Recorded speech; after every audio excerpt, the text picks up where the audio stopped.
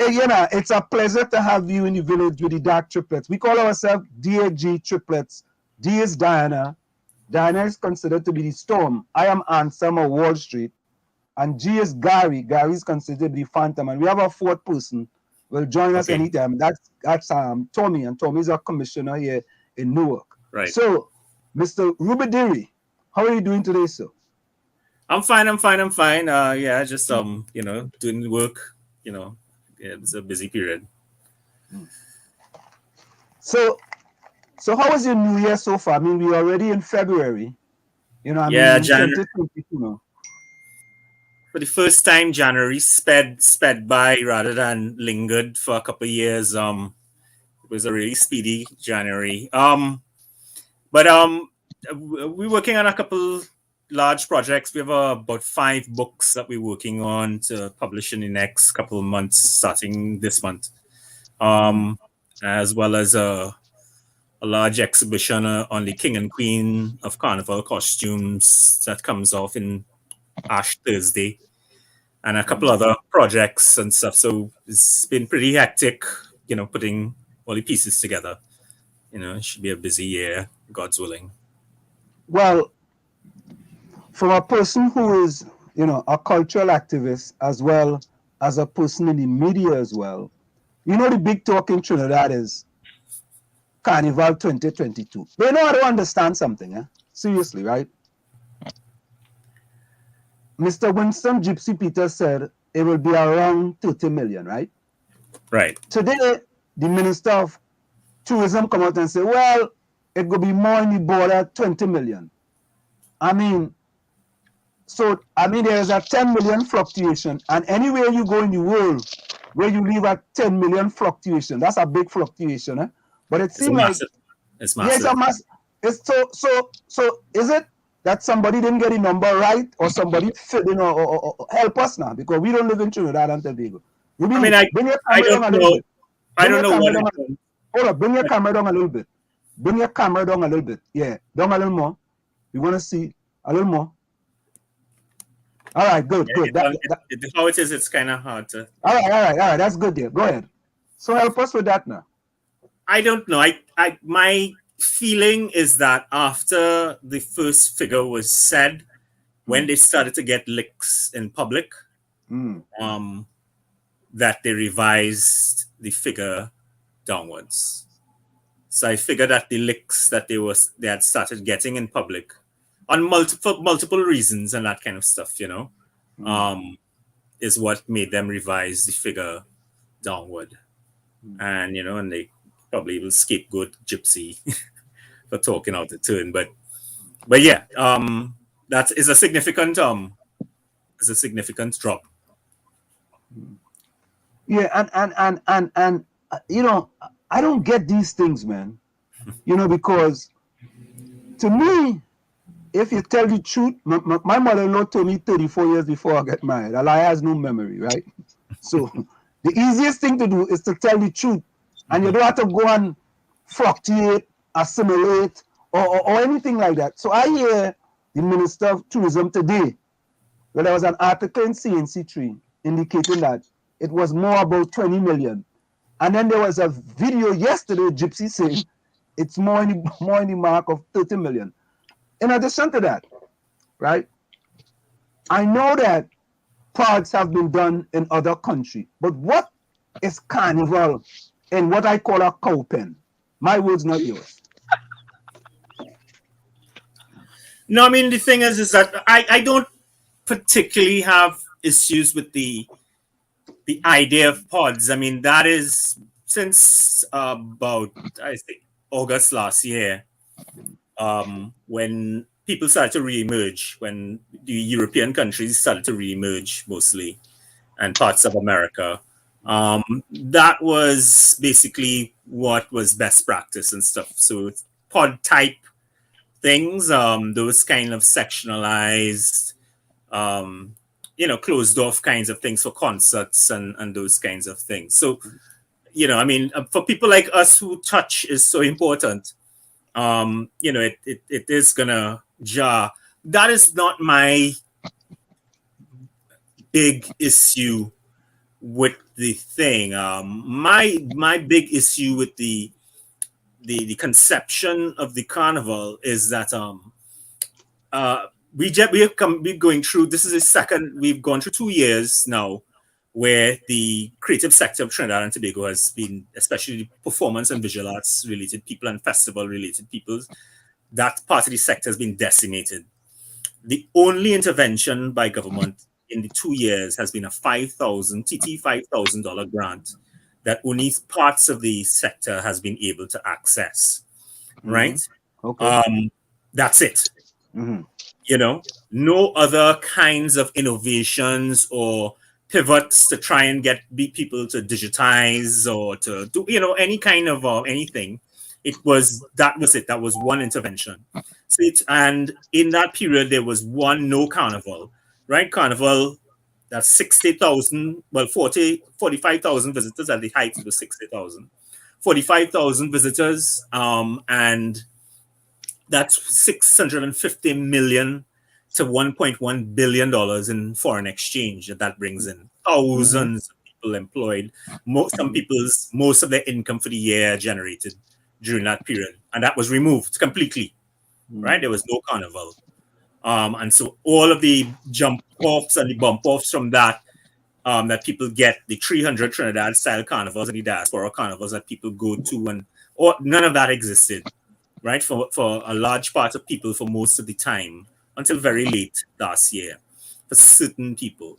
And so this carnival spend had to do a kind of intervention that had to be innovative and had to kind of ignite the creative sector in a real way.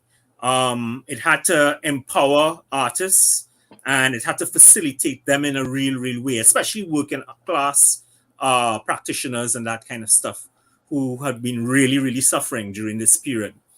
And the way to do that is not really through in-person VIP type events where the finite spend is being spent mostly on infrastructure, right?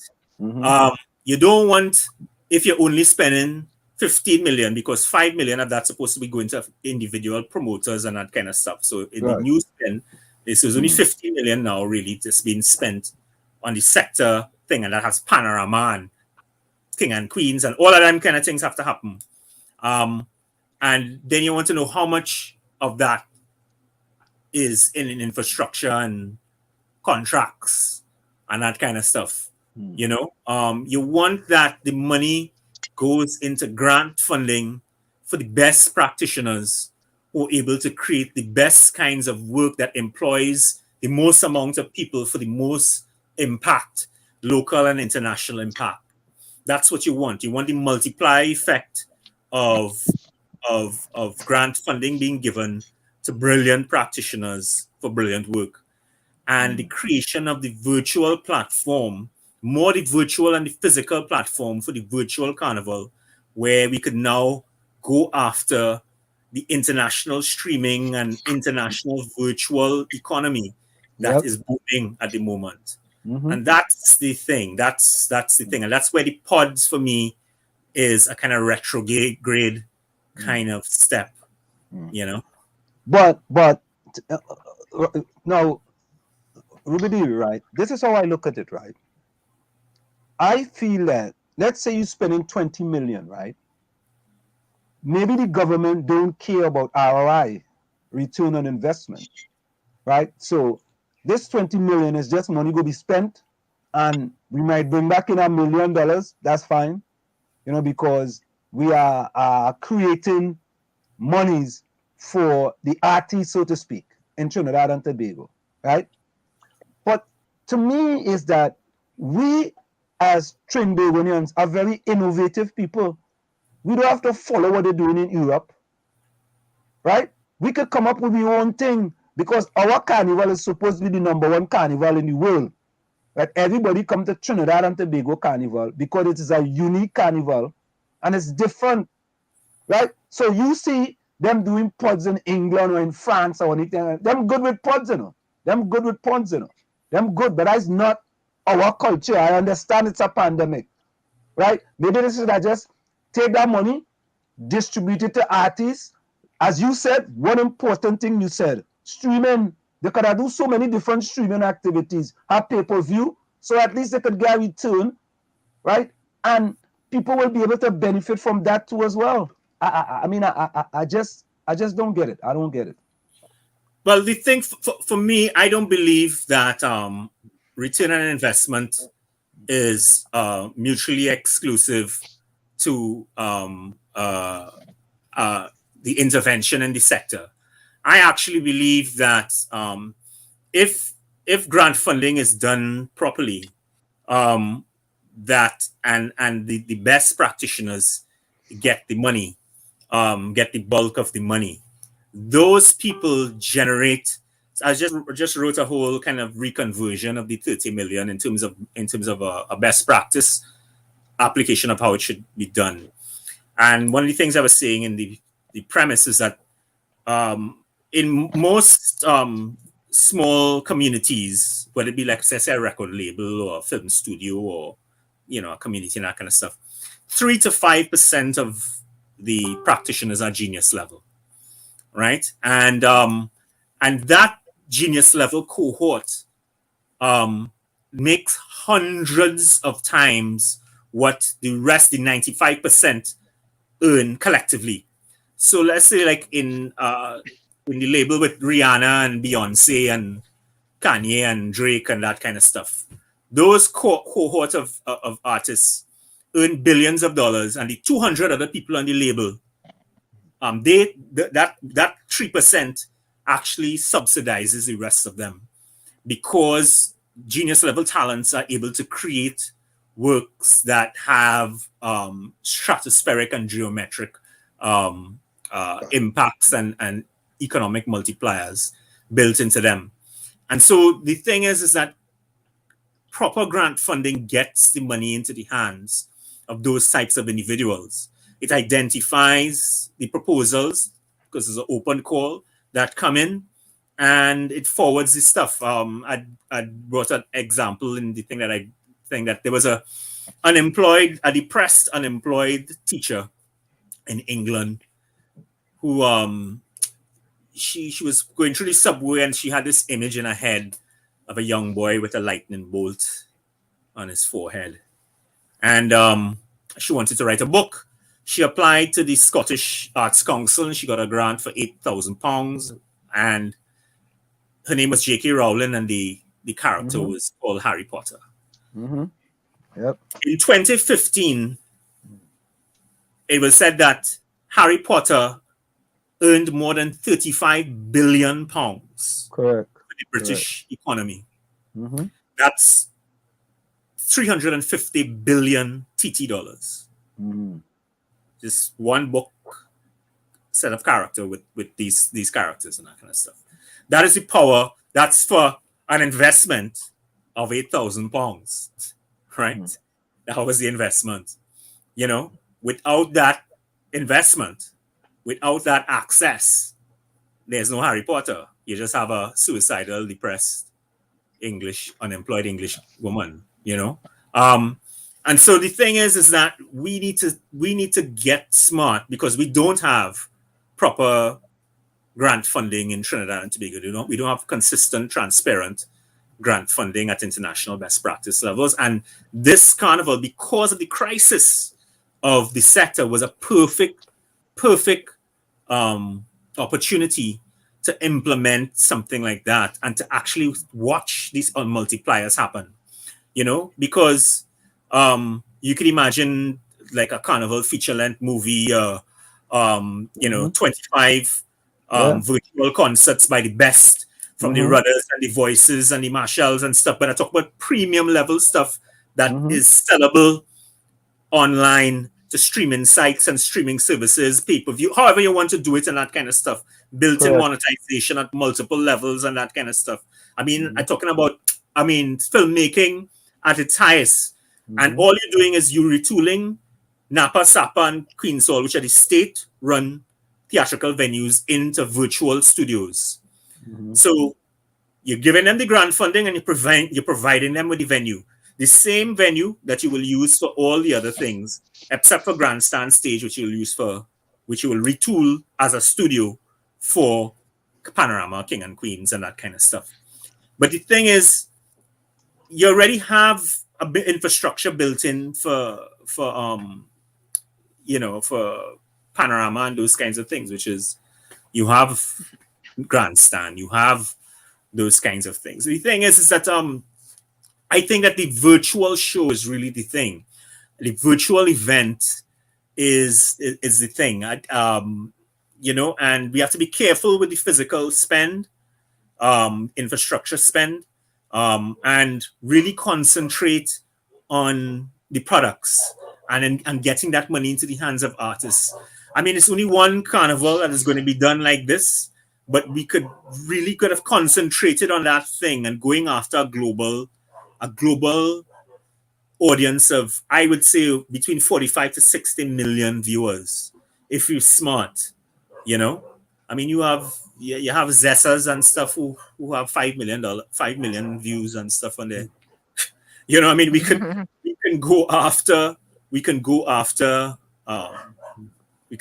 the international global audience, which is the opportunity of now, more than the pod thing.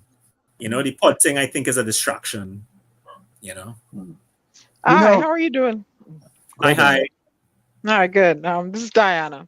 Hi, Diana. The virtual thing, I believe is a good idea because he talked about the digitalization of, he's implementing a digitalization platform, to bring Trinidad and Tobago along.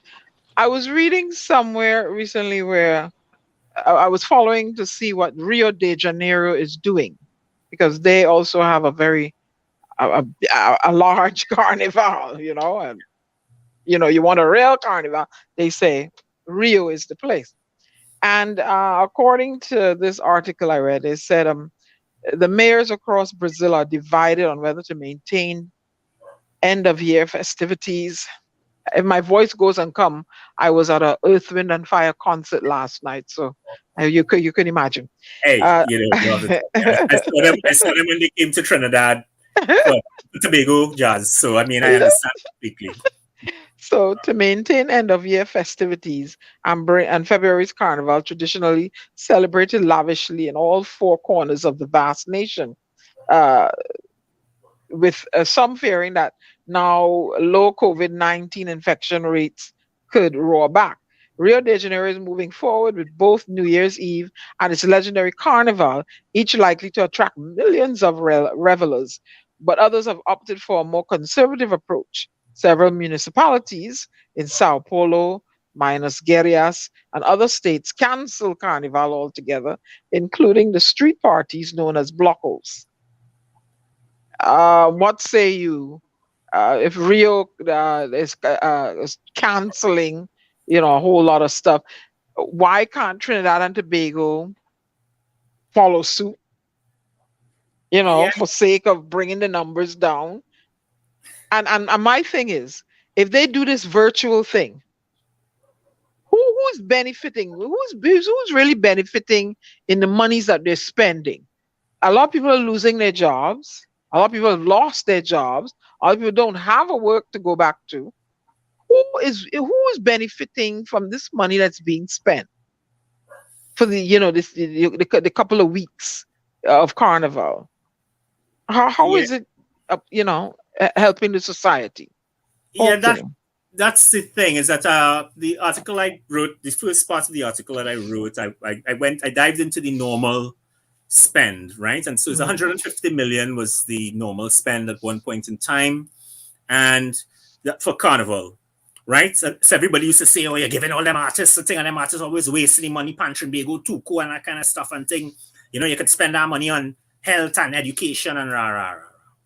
So my thing was always is like, arts is normally the lowest spend in all the national budgets, right? The total spend for the arts is like $350 million. Education, national security, and health are anywhere in the region of $10 billion to $15 billion religiously. right? So we are normally last or second to last in terms of, look at that huge gaping divide, right? And of that 350 million that the arts get, that also pay any public servants salaries, by the way. 150 million is for carnival. Again, people say, oh, waste of carnival, rah, rah, rah, rah. But as I said before, carnival earns 650 million to 1.1 billion in foreign exchange for the country. You have major corporations and that kind of stuff that earn 50, 75% of their profits because of carnival and those things, you know, thousands, tens of thousands of people employed, all that kind of stuff. So, I mean, in terms of return on investment, carnival, there's nothing like carnival in the country in terms of that. 150 million and 1.1 billion dollars earned. You know, you don't have, there's nothing like that, and with the amount of employment and stuff. But the thing is, the spend itself, if you tunnel into that spend, only about 25 million of that actually goes to the creatives, meaning the people who actually create music, mass, spectacle, noise, all that kind of stuff for carnival. Most of that money goes to latrine contractors, scaffolding contractors, tent contractors, and I'm talking about contracts between 25 to 50 million dollars, right? And this is what people don't know, right? So that money, of course, doesn't go to any artist or any, you know, I mean, that is for the boys, you know? The boys collect that money. And so look at that then. So I'm saying that the people responsible for the spectacle and the noise and the attraction of carnival only get $25 million and produce 650 million to 1.1 billion dollars of profits for the country.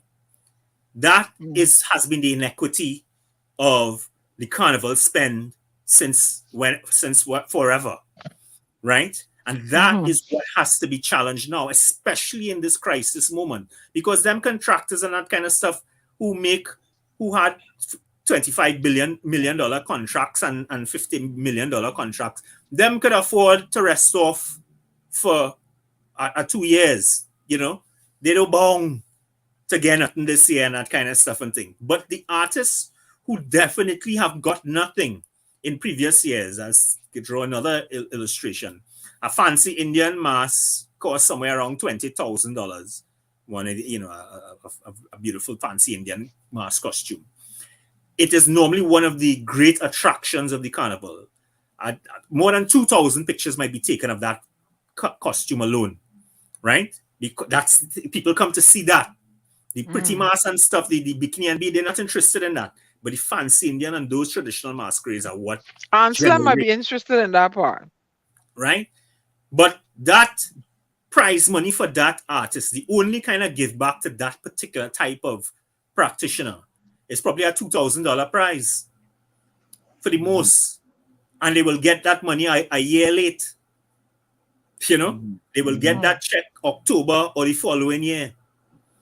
So that is the huge disconnect between the people who have served the carnival, who create the value at the heart of the carnival, and where the carnival money goes.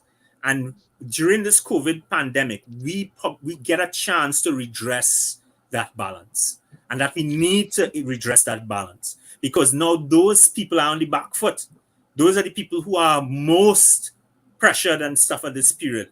So those are the people who create the most value. Those are the people you have to identify to get that money to, right? To create. I have a question. I mean, in the backdrop of the COVID, a whole lot of people lost their relatives. You're finding women murdered and thrown over precipices. Another, you know, mothers getting shot in the car. Other people getting murdered. People losing their jobs. They're cutting jobs at the bank. It is rumored they're going to cut jobs at TSTT. You know, why is the government spending all this money? I mean, arts is important. There are people who are behind on their bills and they still ain't getting no grant money for the relief money from the grants for COVID.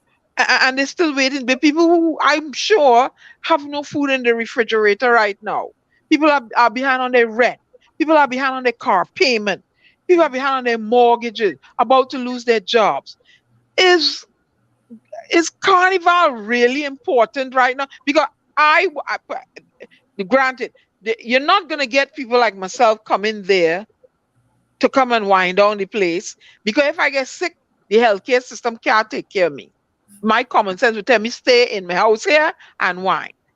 Why are they investing so much? Where they find this money from to invest in Carnival and people catching in and Well, to that I will say that the first thing is that $30 million is not a lot of money to be invested. But to Peter hungry people it is. People ain't got no booklet, can't fill their book list. Yeah, but can't then come on. telling you, I am saying that there are 10,000 practitioners in the creative industries who are part of that population and who have gotten, all they've gotten is one grant for the 2 years. All the other poverty grants and all those kinds of things did not apply to the creative sector. So we could not access any of those other things that people had multiple dips and that kind of stuff and that kind of stuff from all those other kinds of things. The creative sector is not built in such a way that we could have accessed any of those other grants. So the thing is that $5,000 over 2 years for 10,000 plus people who are at the heart of the identity of Trinidad and Tobago and at the heart of the value proposition of Trinidad and Tobago. I just spoke about what we are worth to the economy and those kinds of things. Those people need to be dealt with. Carnival is the time to deal with those people. So I have no problem with $30 million being spent. I have problems in how that money is being spent because, again, like I've heard two of you all say these things and that kind of stuff that we're not talking about welfare. Carnival money to me is not welfare money. The creative industries is the second largest industry on planet Earth. It earns $2.2 trillion. There are video game companies bigger than oil and gas companies. For the last 20 years, it has been the growth economy on planet Earth, bigger than the extractive industries, bigger than the manufacturing industries. It is the second largest industry on planet Earth. When the COVID happened and stuff, Disney doubled down and spent $26 billion on storytelling. Star Wars, Marvel, Pixar, right? To bail out their entire corporation. So other people understand the worth of creative sector in terms of revenue generation for a nation. That is what I am talking about. I am talking about using grant money to give to the best practitioners who generate wealth for and on behalf of the economy. And when a rising tide lifts all boats, when they rise the tides, if you get the grant money to the best practitioners, they will create that wealth and that value. So I have no problems in terms of getting that money to them because they are the ones, all the time we've been telling people the way out of the slump. There's no manufacturing industry or none of them other things going to get you out of the slump. Oil and gas and getting you out of the slump, right? It is the creative sector that is going to get you out of the slump. It's the creative sector that is going to create the X factor type of products and that kind of stuff that is going to create multi-millions out of that $30 million investment and stuff. I predicted that if that $30 million was invested at best practice, that you could return more than $100 million in about a year and a half to $2 million from that spend, and probably a lot more, right?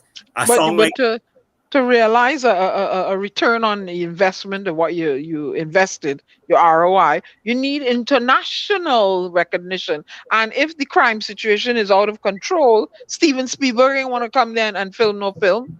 You know, virtual platforming and virtual online business and transformation into online products. And so our main thing we told government is that the virtual carnival should be used as a leverage for the digitization of Trinidad and Tobago business. So the Ministry of Digitalization should have been working with businesses across the board to ramp up their back end in terms of getting them ready for the digital marketplace. And then you use the virtual carnival, which you can go after millions of eyes, to position your products and those kinds of things into international marketplaces and stuff.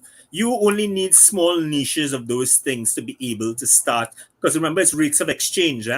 It's 6 to 1, 8 to 1, 10 to 1. Those are the rates of exchange and that kind of stuff that happen. So the thing is that it doesn't take a lot to be able to get that kind of return on investment and stuff if you are clever and you understand the way to position products and those kinds of things. The virtual carnival is literally the only thing that we can do that has that kind of built-in audience to it virtually across the planet. There are 300 Trinidad-style carnivals all over the world with $15 billion.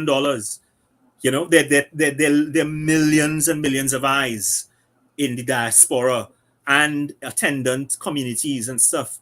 If you are serious, there are ways to go after those things using carnival product and using creative product, and that's what we have to do.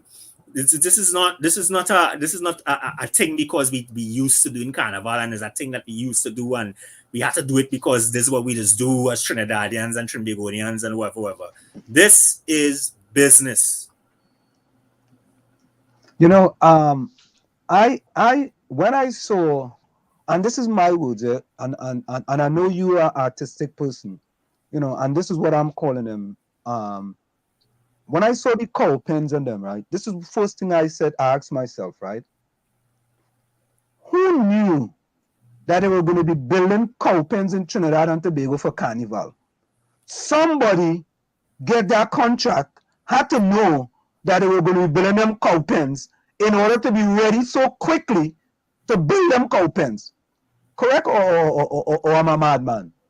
Yeah, obviously, because that the word only came out like a week and a half ago that the carnival was a go, and the cow pens were completed and in place, you know, like in no time at all. So it's obvious that before even the rest of the sector and the creative part of the sector knew what was going on, the cow pen people knew what was going on. So yeah, obviously there's an inequity in terms of who knows what when, you know, and those are the kinds of things that you know, that we have to kind of repair, and that's, you know, that's where we start to lose the value of the money, and that's why when people start to talk about the carnival, they want to know how you can spend that money at carnival and have other things to do, your school books and all those kind of stuff and those kind of things. As I said, carnival contributes $650 million to $1.1 billion in foreign exchange for the country. That's real money. Tens of thousands of people employed. And yes, we having fun and we whining and we jumping up and whatever. But that is a monetizable activity. You know, it's 45 to 60,000 visitors, right? So we know that we have that amount of eyes internationally who wanted to be here. You know, but I don't think you're gonna get no 45 to 60,000 visitors this time with that. No, we're not. But we're not dealing with the visitors now. We're dealing with the virtual platforms. We're dealing with. So are they poised to make it a pay-per-view thing at this late stage? No, I mean, at this late stage, I don't know what would happen. But I'm telling you, pay-per-view doesn't. Pay-per-view has not worked as a vehicle for us in Trinidad thus far. That's not how you want to get the deliverables and that kind of stuff. It most likely is going to be through licensing, contributions, and different kinds of sales and different kinds of interactivity, which has monetization built into the clicks and those kinds of things. It's going to come from those kind of things. It's going to come from platforming online products and those kinds of things. It's going to come from a variety of different kinds of models and those kinds of things. It's not going to come from any one place.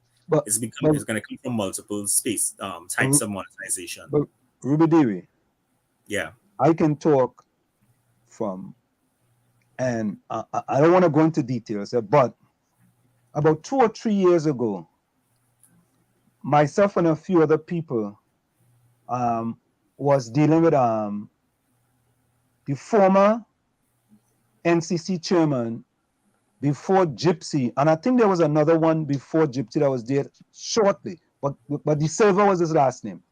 Yeah, Kenny. Right? Kenny.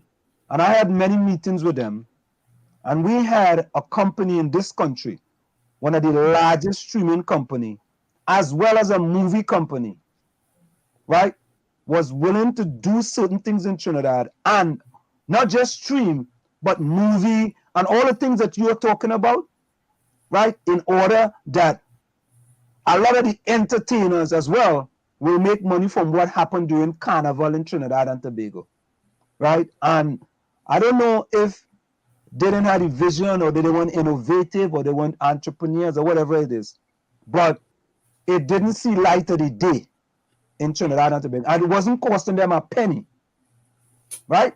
It wasn't costing them 1 penny, because they were going to make money, but the company here saw the benefit of Carnival in Trinidad and Tobago and putting it on the global stage all across the world.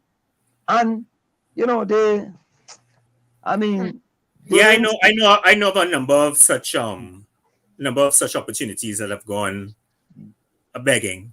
You know. So yeah, I mean that unfortunately that's the reality. That's the reality of the leadership class is slow on the uptick.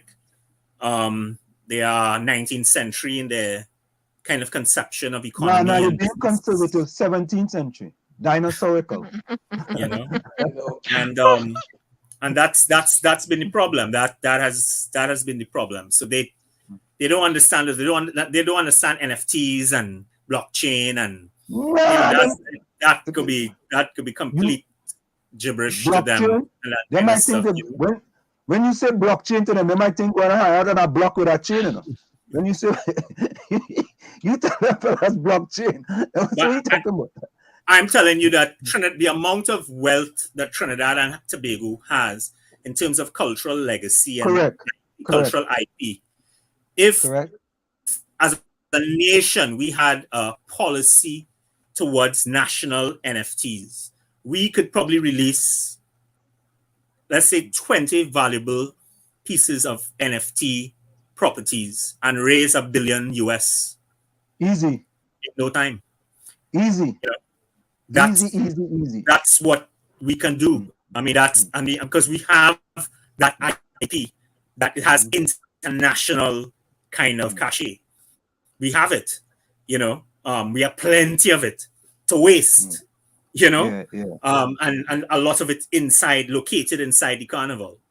But you know, you don't have a savvy enough leadership class who understands those things, and when they do get gamed it, they're going to mess it up, and in messing it up, they're going to devalue the entire proposition and make it harder for anybody who's supposed to come afterwards. You know, and that's the unfortunate thing, which is, again, while I was hoping, but while I was suggesting that the empowerment of not only the best practitioners, but also the best new economy people and digital players inside of this spend could have seen to those kinds of things that I just spoke about being platformed. And you talking about ridiculous kind of value. And the thing is that, again, Carnival is the only thing that gives you the opportunity to platform those kinds of things in that kind of way, you know, and where you have that kind of resonance and you have the eyes that then make it resonate in the pop cultural kinds and art spaces on the planet, where you can then trump up that value. And once you launch those kinds of NFTs, that then builds up the value of all subsequent NFTs launched in Trinidad and Tobago. You know, and so those are the kinds of things that should have been engaged. But again, you have to have the savvy. You have to understand the thing. You know, it is not something that any of our politicians have a clue about. So you have to empower the practitioners who know and the curators who know, you know, and that's where the money should go. Because I'm telling you, $100 million ROI on that $30 million spend might be a So, very, very, very conservative estimate if it's done right, so, well. right. So Rubadiri, I want to say thank you to journalist Marcia Braveboy. She hit me to your article on Facebook. So I want to thank her, Marcia Braveboy, journalist Marcia Braveboy, for bringing it to my attention. And once I read it, I said I had to contact you to bring you on the program. So I just wanted to, for those people who are listening, an NFT stands for non-fungible token, which Yeah. basically means that it is a one-of-a-kind digital assets that belongs to you and you only. The most popular NFTs right now include artwork, music, but can also include videos and even tweets. So that's just an example. So And some people might want to know, photographs well, what is that? and all of those kinds of Yeah, things. yeah, yeah, many other things. So people might And want to so know what. basically what it Right. is it's an NFT is really an agreement of value, where people who before were kind of locked out of ownership of that thing because there's normally only one of it, because of now it exists in the virtual Correct. space. You Yeah. can create many, and so you get a certificate of ownership of the thing. So you become one of, let's say, 10 owners of that thing. And that entitles you to all revenues generated inside of that thing in that space and those kinds of things. And there is, in terms of art and well curated and selected art, it does not devalue. There is no devaluation in art.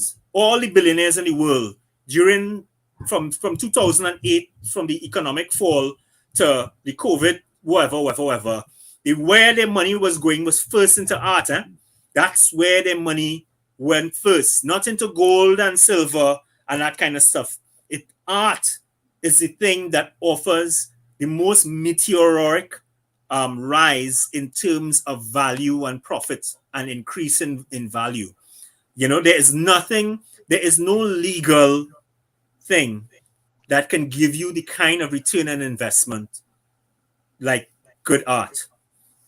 And so that's what NFTs, you try to select the best art, and art that has that kind of value in the marketplace that people agree on, and you can now lodge, and you're not lodging just the value for now, you're lodging the future value as well into it.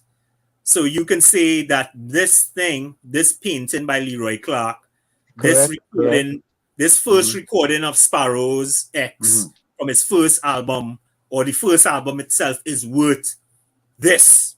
You can make that declaration, and 10 people just agree with you, because they understand the worth of that thing, right? And if you see some of the art that people like 25 million US, 50 million US, like, and that kind of stuff that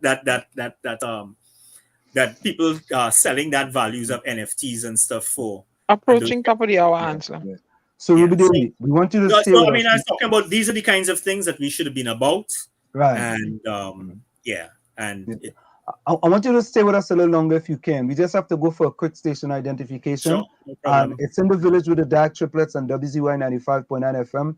And we're talking serious business tonight. Well, we always talk serious business in the village. We bring knowledge, wisdom, and education in the village. And if you didn't know about NFTs, now that you're in the village, you know about NFTs. All right? Stick and stay. Don't go nowhere. It's in the village to the DAG triplets on WZYE 95.9 FM. You're listening to WZYE 95.9 FM.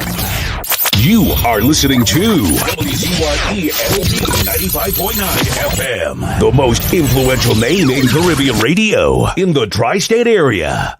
Broadcasting from East Orange, New Jersey, the most influential name in Caribbean radio, WZYE 95.9 FM. We are back with you. It's in the village with the DAG triplets on WZYE 95.9 FM. We have with us live and direct out of Trinidad, Northern and Rubadiri Victor, and we are talking NFTs, we are talking carnival. Now, Rubadiri, help me here with this, right? Okay, wait, can I ask him a question, answer before you go and drift away? NFT. So, Rubadiri, I am, Yeah. without toting my horn, I'm an award-winning poet. I have fellowships and scholarships under my belt. Can I NFT my poetry?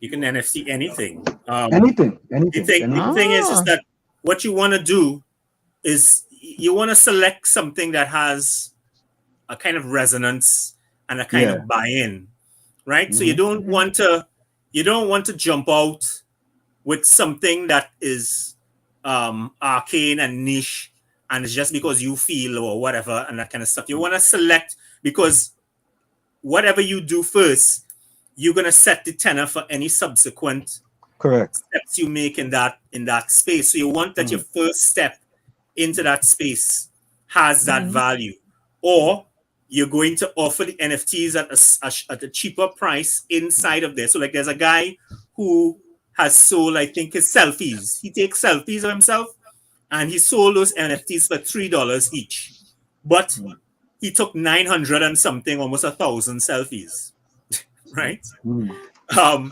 he made a million, he made millions of dollars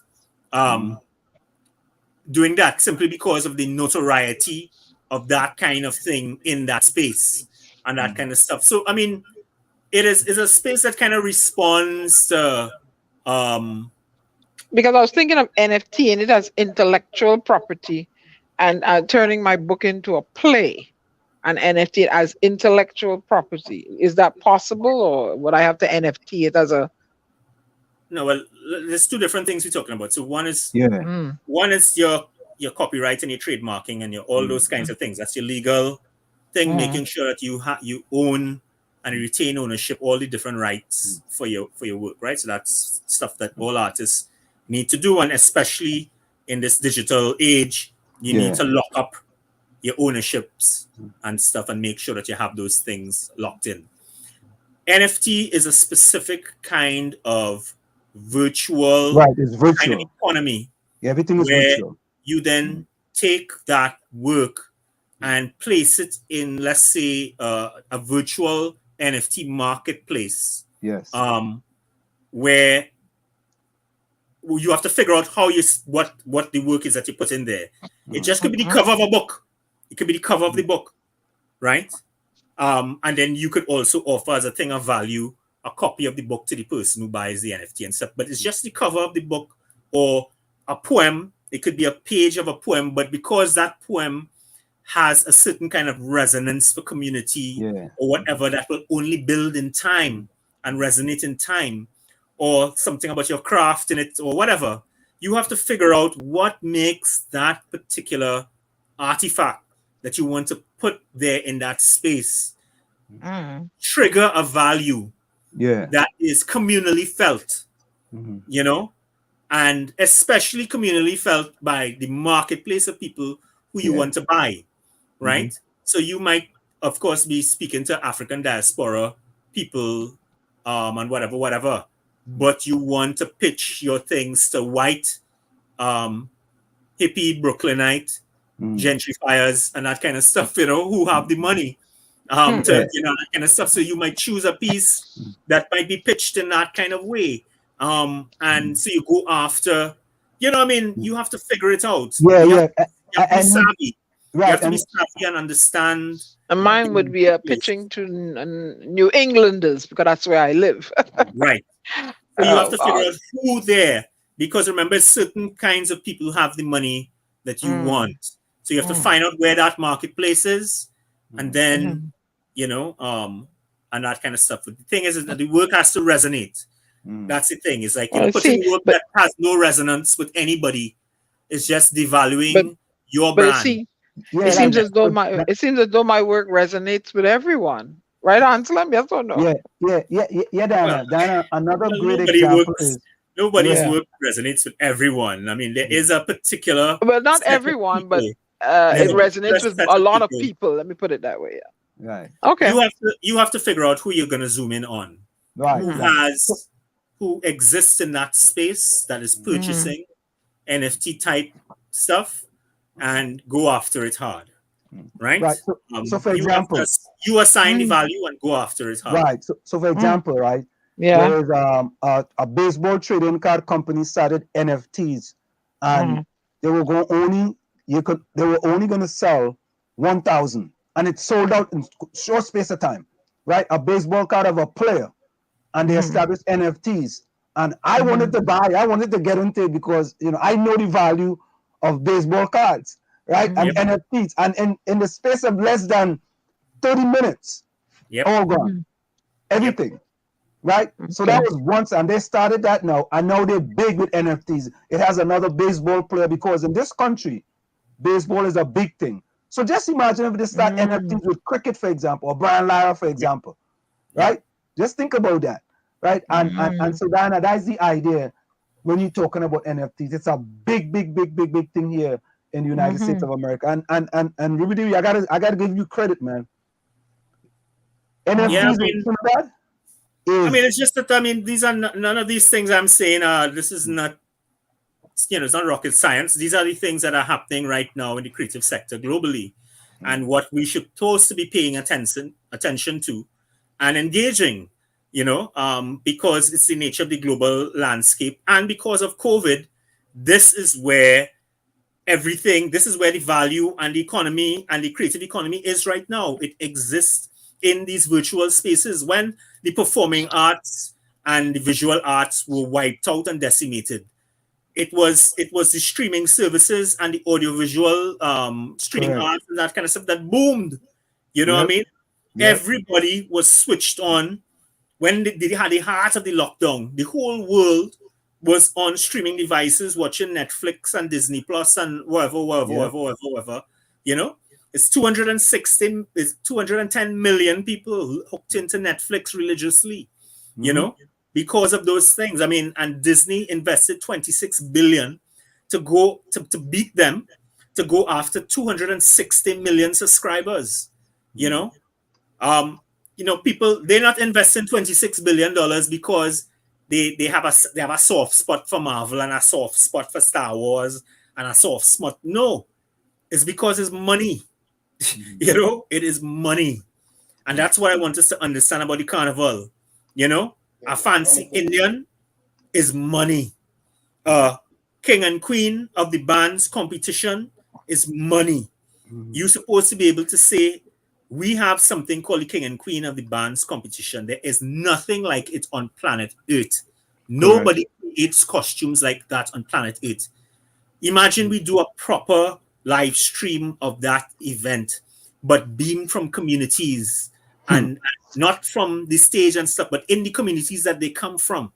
And it's like a documentary, a live documentary, where you get all the flavor of where these things come from and the transformations that they make and the maskans that operate around them and those kinds of things. Top level filmmaking and that kind of stuff, which culminates with this competition and that kind of stuff. People pay millions, subscribers in the millions would pay to see that thing because it's such a freaky, something like that, that kind of stuff, Bacha carrying a marijuana plant 30 by 40 feet in the air. It's craziness. It's craziness, It's a giant, 4 giant dragons from outer whatever. It's like we are magic people, but we need to understand. We need to understand that magic, and we need to understand the monetization that is at the heart and the possibility in that magic. Rubadiri, right? I'm listening to you, right? And I teach global business at a university, right? And the stuff that you are saying, I'm asking myself the question, how come the Minister of Culture or the Minister of Tourism I don't know if that happened. How come that they don't at least be sitting down and having a discussion with you about certain things? Maybe they are, and I don't know. But how come they're not sitting with a guy like you? I'm listening to you and I'm like, wow, that guy talking about NFTs, man. You know what I mean? How come? Well, because I'm an activist, and I've been a cultural activist for the last 20 years. So we have lobbied against government or tried to get government to see what they're supposed to be doing. All the different administrations, we've been a pain in their ass. I mean, excuse my French, And so, No, you could use us. You could use us. That's okay. so they, so they like, quote unquote, I am in certain circles persona non grata in certain circles.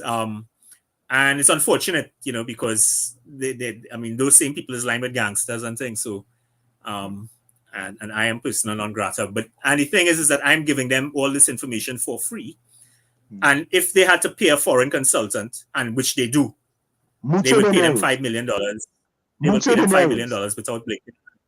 Mucho dineros. And they would think his idea is better than your idea. And normally, 90-something% of the time, your idea is way better than their idea. And they may have stolen your idea and come to Trinidad and sell them your idea. Well, let me tell you that right now, the strategic plan for the music industry in Trinidad and Tobago, which they paid a foreign consultant enough millions for and that kind of stuff. All the consultant did was photocopy our document, and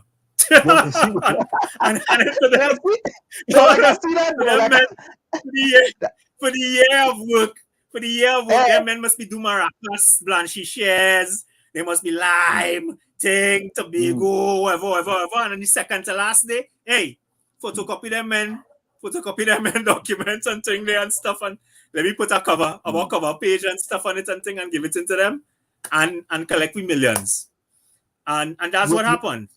And so it's unfortunate that and the thing is that we don't hate anybody and that kind of stuff and thing. And we have tried to do is get people to do what they're supposed to do, and not waste the little bit of money that the sector gets, is to get the best value for that money, and at times we have worked with them, and all the things, every single program that exists right now that works in the sector is from us and from our lobbying and leveraging of it into existence.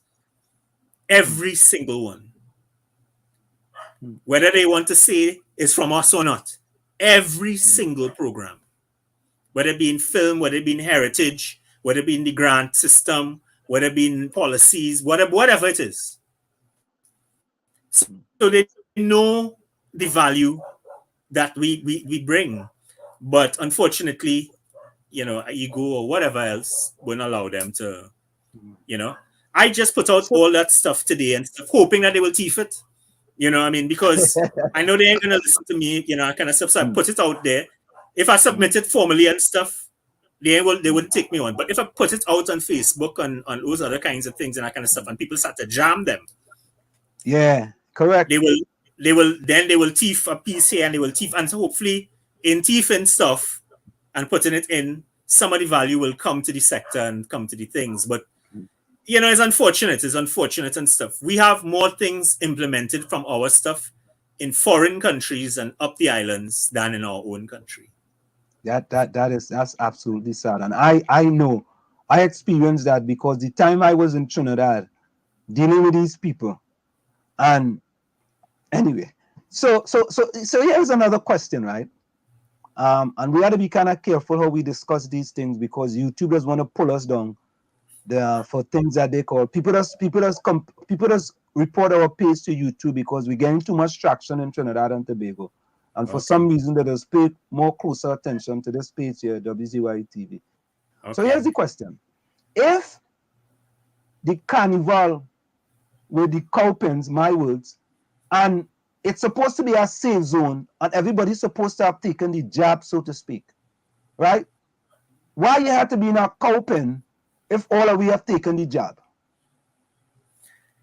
Well, it's the thing about COVID is layers and layers of protection, right? So the first protection is social distancing, next is the mask, next is the vaccine, and next is, there's layers upon layers of protection, And so the thing is that it is thought that people exist in their own kinds of pods in their domestic life, right? Inside your family and that kind of stuff. Everybody there is operating within their own levels of agreed upon protections and those kinds of stuff, but you don't know what other people operating under.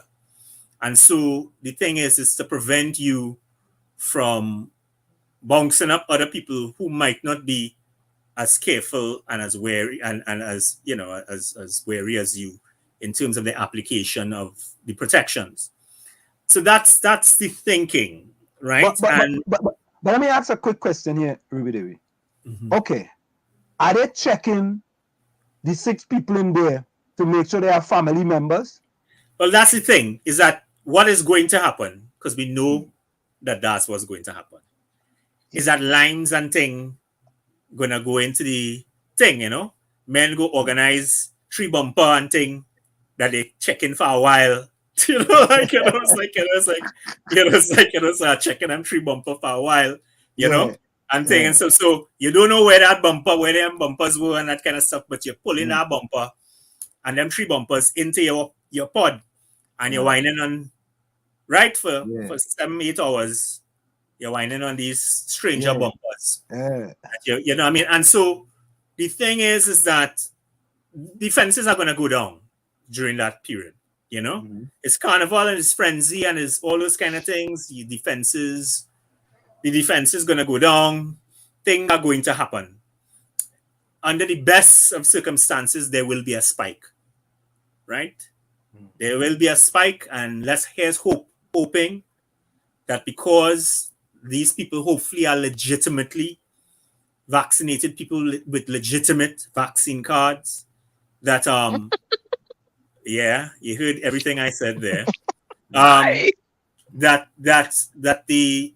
we don't have fatalities, and that people are able to ride it out, and it's Omicron, and it's not a more hardcore variant. But the thing is that we are now emerging out of the biggest spike yet, right? We were up at 1,000+ cases per day and 20-something to 30-something deaths. We now starting to tick down, right? You want to hope that the pods and the other kinds of things don't those spikes. So Rubadiri, when the cowpen party is over, you now leave by 6 or 9, for example, right? So if you have 100 cowpens, does cowpen number 1 with 6 people leave first? And once you get outside the venue, right, what happens? Do you now assemble? Yeah, I mean, those are the kinds of things that they're gonna have to kind of work out, right? In terms of the gates and the entrances and exits and the cafeterias and the parlors. But I guess there will be none of those things, and people have to bring their own stuff and whatever. But those are the kinds of things, the bathrooms and those are the kinds of things that have to be worked out and have to be clear. And the Ministry of Health will have to have best practice protocols in place, all of those things. And we hope that those kinds of things are what will persist. I want the best. No, I hear you. I want the best there. But you know what this reminds me of? This reminds me of Ologo Tobago and for Easter. Ologo Tobago for Easter. The only difference is that on the boat, they are no cowpens. Right? Go Easter. And when all of a sudden, right, there was 50,000 and then the number changed and all kind of thing. But when thing happen, number has changed quick. Yeah, have 50,000 change. Just like we have known the people on the ground have always known where the spikes have been. The spikes have been for when they removed the curfews in both cases, just coincidentally just before election campaigns, the general election and then the Tobago election and then locally government elections. In all cases, curfews were removed for other reasons, but just coincidentally in time to run political campaigns. 2 weeks after those campaigns and elections, all the huge spikes came. After Miami Carnival and returning nationals coming from Miami Carnival, in fact, a person that we know and stuff died coming back from Miami Carnival, catching a variant in Miami Carnival. Another spike and that kind of stuff. Easter weekend in Tobago, another spike. You know, we know where the spikes have come. We know we could predict what they are, and rather than guard against them, government has leaned into those times with predictable results, and people paid with their lives. You know, people paid with their lives. Political activists, they know there was a spike in deaths of political activists post the Tobago elections. Nobody has said anything about it, but they were these people did these people take the jab? The ones that died? I don't know. I don't follow those things, and you know, I mean, I don't know the things, and I don't go into the conspiracy theories either or anything like that.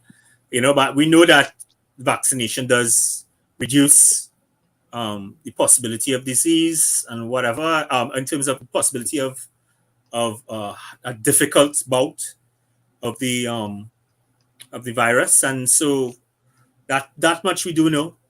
That's borne out by the figures, and we know that most of the deaths happening right now are unvaccinated people. But yes, there are a couple vaccinated people who are also dying, and a lot of them with comorbidities and that kind of stuff. Yeah, you know, it's funny, everybody. A lot of us may live in the United States of America, but we follow what's going on in Trinidad and Tobago more than anything else because, and I just say this, I just say this. I have been in this country for over, this year, July 4th will be 45 years since I'm in this country. Wow. And people in Trinidad just get the news from me, right? They just call me to ask me, and Slim, you hear about this? I said, let me send it to you. Right? And never they say that. Then they just tell us, all you so unpatriotic, right? And not only that, but they tell us, why don't they stay out the country business, or they stay in the America, or in America, why they minding we business? I don't know. The last time I checked, I had a bill paper that says Trinidad and Tobago are also a citizenship and have a ID card as well. Right? So it just amazes me. And this carnival 2022, I'm trying to get it.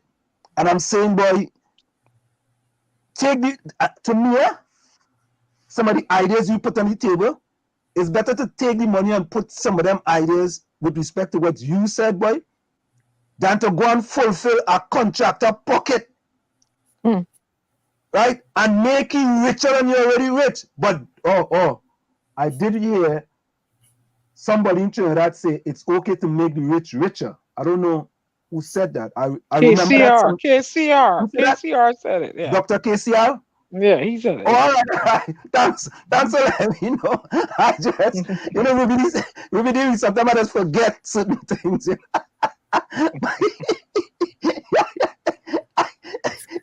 No, you don't have to say anything. It's okay. But you know, I Marcel Bravoy, the journalist Marcel Bravoy, sent me the thing, and I perused it. I went through the whole thing. I said, nah. I went on Facebook right away and I look it up. I see it wasn't a friend. I sent you a friend request. I ain't see no response. I said, boy, let me send him. 5,000 friends. But listen to this. I have about 1,200 friends waiting. Right? Yeah, I don't even check them no more. I don't check it no more. Seriously. I have about 4,920 something. Right? I really and truly don't check it. I'll be honest with you. It's you know, and listen, a lot of friends drop me. But we'll talk about that next time. That's a discussion for another day. That's a discussion. So So, what do you think, Rubadiri, are we going to gain from Carnival 2022?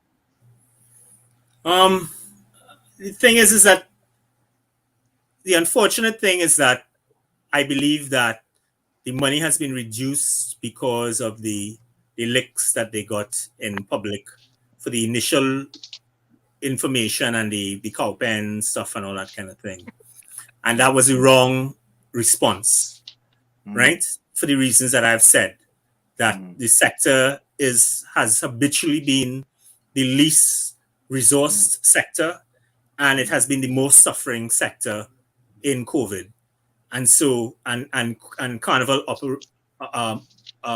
affords the greatest possible opportunities for economic diversification and transcendental kind of economic value. And so that it needed that money to get that money into the hands of the best practitioners to be able to create products that multiply value, and to really go after the new economy, the virtual economy, in a really, really big way. The time is like to do a lot of the stuff that was possible is not there anymore. But there still is time to release some of that value by getting the money into the hands of the right people. But I don't know. I don't know. I mean, the thing is that I've been a cultural activist for 20 years, and really, really 23, and so and we have kind of put the kind of 24/7, 365-day activism, which I did for 17 of those 23 years. I put that on hold because our success ratio was about 5% in terms of the things that we fought for that we got adopted and implemented. Most NGOs and trade unions tell us that is a remarkable conversion rate. That 5% is phenomenal. But I don't want to live my life in a 5% quartile. Correct. I understand that. When the other 95% of things I telling you is common sense things. It's not like the things I telling you is some kind of weirdo kind of thing, like where you come up with that from and stuff. It's things that people right across the road from you doing and earning billions with. So why don't you implement it? So the thing is that we're pretty jaded as activists in terms of getting government to respond to stuff, in a meaningful way. They don't listen on either side, and everybody feel they know. Plus, they have their agendas, their kakada that have to go to whoever it have to go to, and that kind of stuff. And so so the definition of madness is, as I say, doing the same thing again and again, hoping for a different result. And if I am going to be entering into a third decade of doing the same thing, hoping for a different result, well, then I should just check myself into St. Anne's one time. Yeah. Don't even take a maxi to God. Don't take a maxi. Or the most I could do is what I've been doing at the moment, which is write. Put the information out there as best practice, send it into them, and see if they adopt it. And hopefully people apply pressure and some of the things get adopted, or I don't know. But other than that is that we have to create maroon economies. Those of us who know need to pull square, collab, put our resources together, and create best practice alternatives to what exists. It's interesting. It's interesting, right, Rubadiri? It seemed to me that I don't know if it's the government or people, many people seem to be selective in the type of things that they want to follow from foreign countries. Very selective. And I hear the NCC chairman, Winston Gypsy Peter, said, well, he was walking in and he said, well, you see, when it's carnival, them working here 24/7 and they're gonna get it done. And I say to myself, I say, but wait now, boy.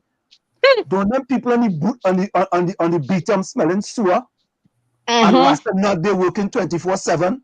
But you just get at 20 million, and I gave them the discount now, at 20 million dispensation from the Ministry of Tourism, and you telling people, them people working 24/7, right?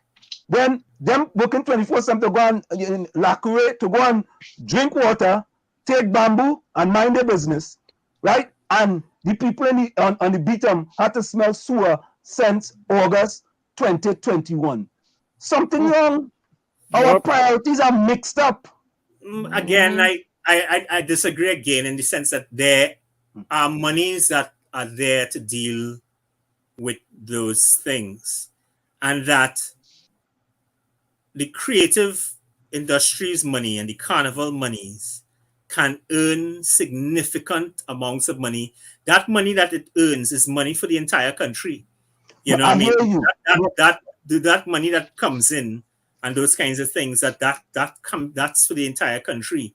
And so it brings in more money to the GDP and stuff. So the thing is that I don't believe those things are mutually exclusive. I believe that they're supposed to deal with what's going on with the beaten people and for all lower income communities, especially East Port of Spain, that's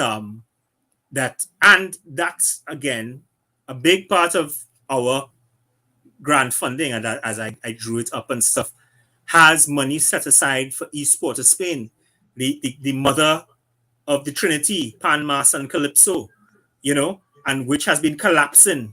So 300 Trinidad-style carnivals all over the planet.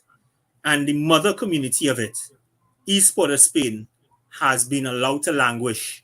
And no value has been created out of the festivals that it created and the IP that it created for that community to profit from. And so much so that working class urban black people are now locked out of the carnival. And it is bourgeois people and people with money who are now entering into the new Mardi Gras carnival and able to make monies and profits out of it. And the people who built the carnival are locked out of its value. And so again, you took the words from my mouth. That is exact. You went all around the world and you came right back to exactly what I was saying. Because I'm saying, Ansem, don't I say it all there? He used the words bourgeois. That's my word. They're going to, you're not going to find the small fella from Lavantil through macaque with a permit inside there with the cow pennies selling thing, eh? You're going to find people from, what do you have a new name? Arapita up in there selling stuff, right? And then the after carnival, the after cow pen event, they're all going down Arapita Avenue, right? Ain't nobody from Lavantil and the environs and Diego Martin and them.